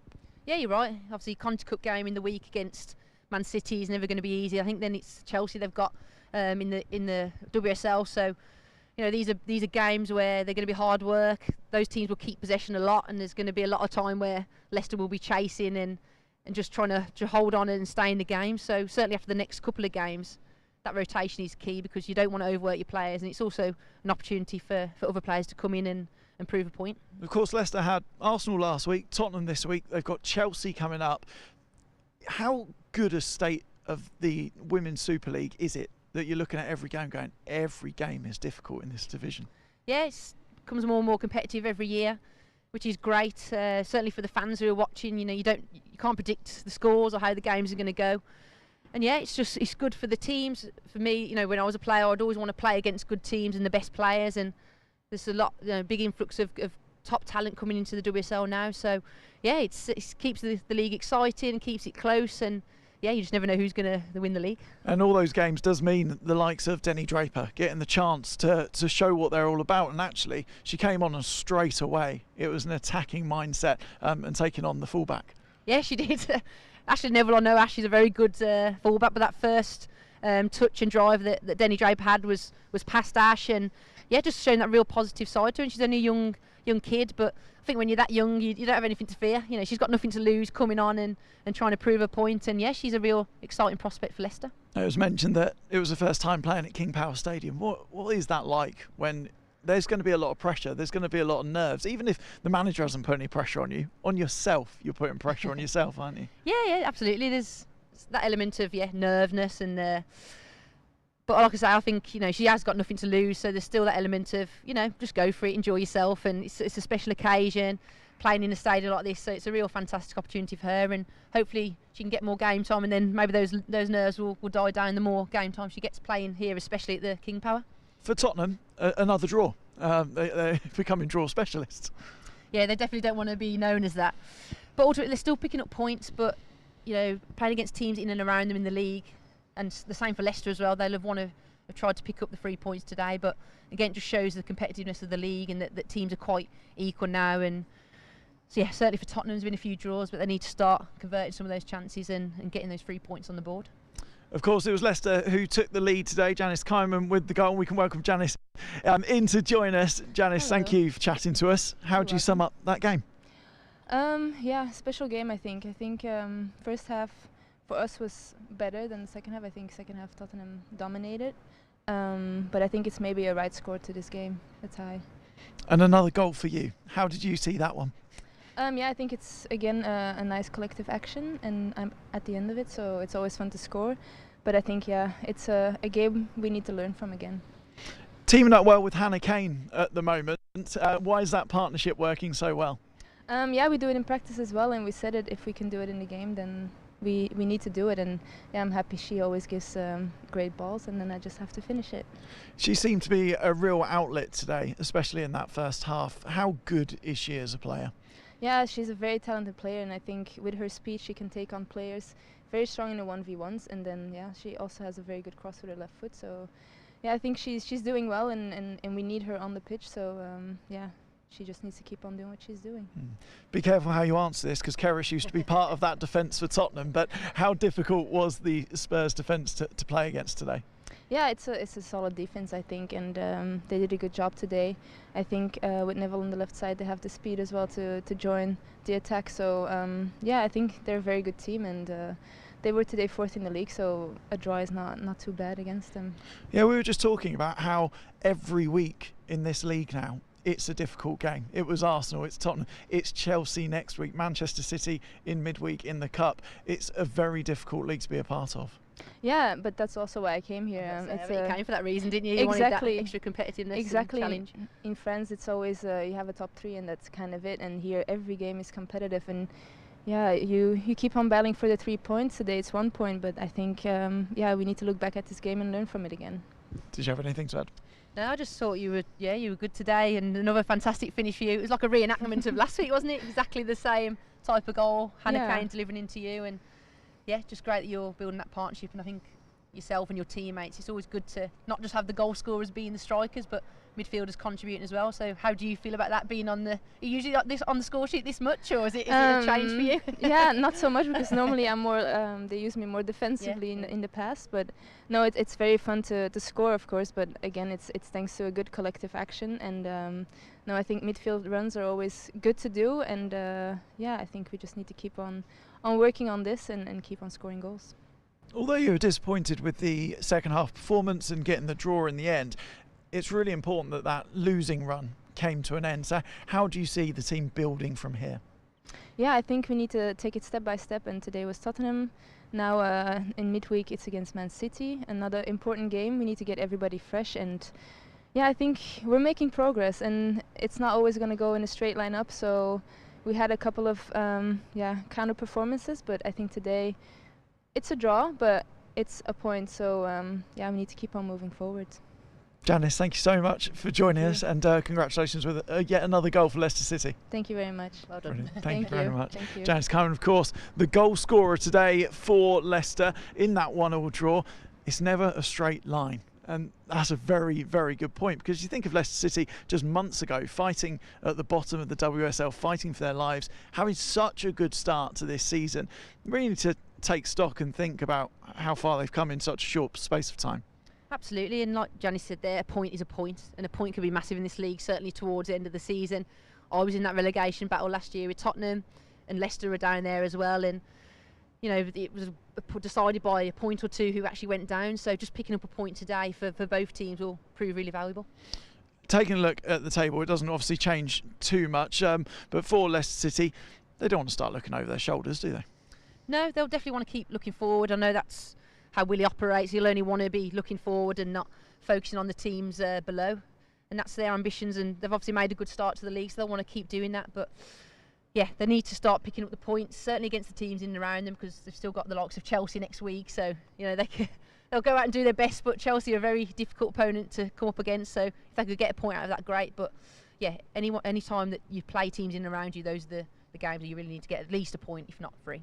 Well, Kerys, it's been an absolute pleasure having you with us. Thank you so much. Commentator, pundit, doing a bit of everything today. Thank you at home for watching. If you've enjoyed watching the Leicester City team, you can come and see them in action. 17th of December is their next home game against West Ham, and tickets are available on the Leicester City website at lcfc.com. Enjoy the rest of your Sunday, and we'll catch you very soon.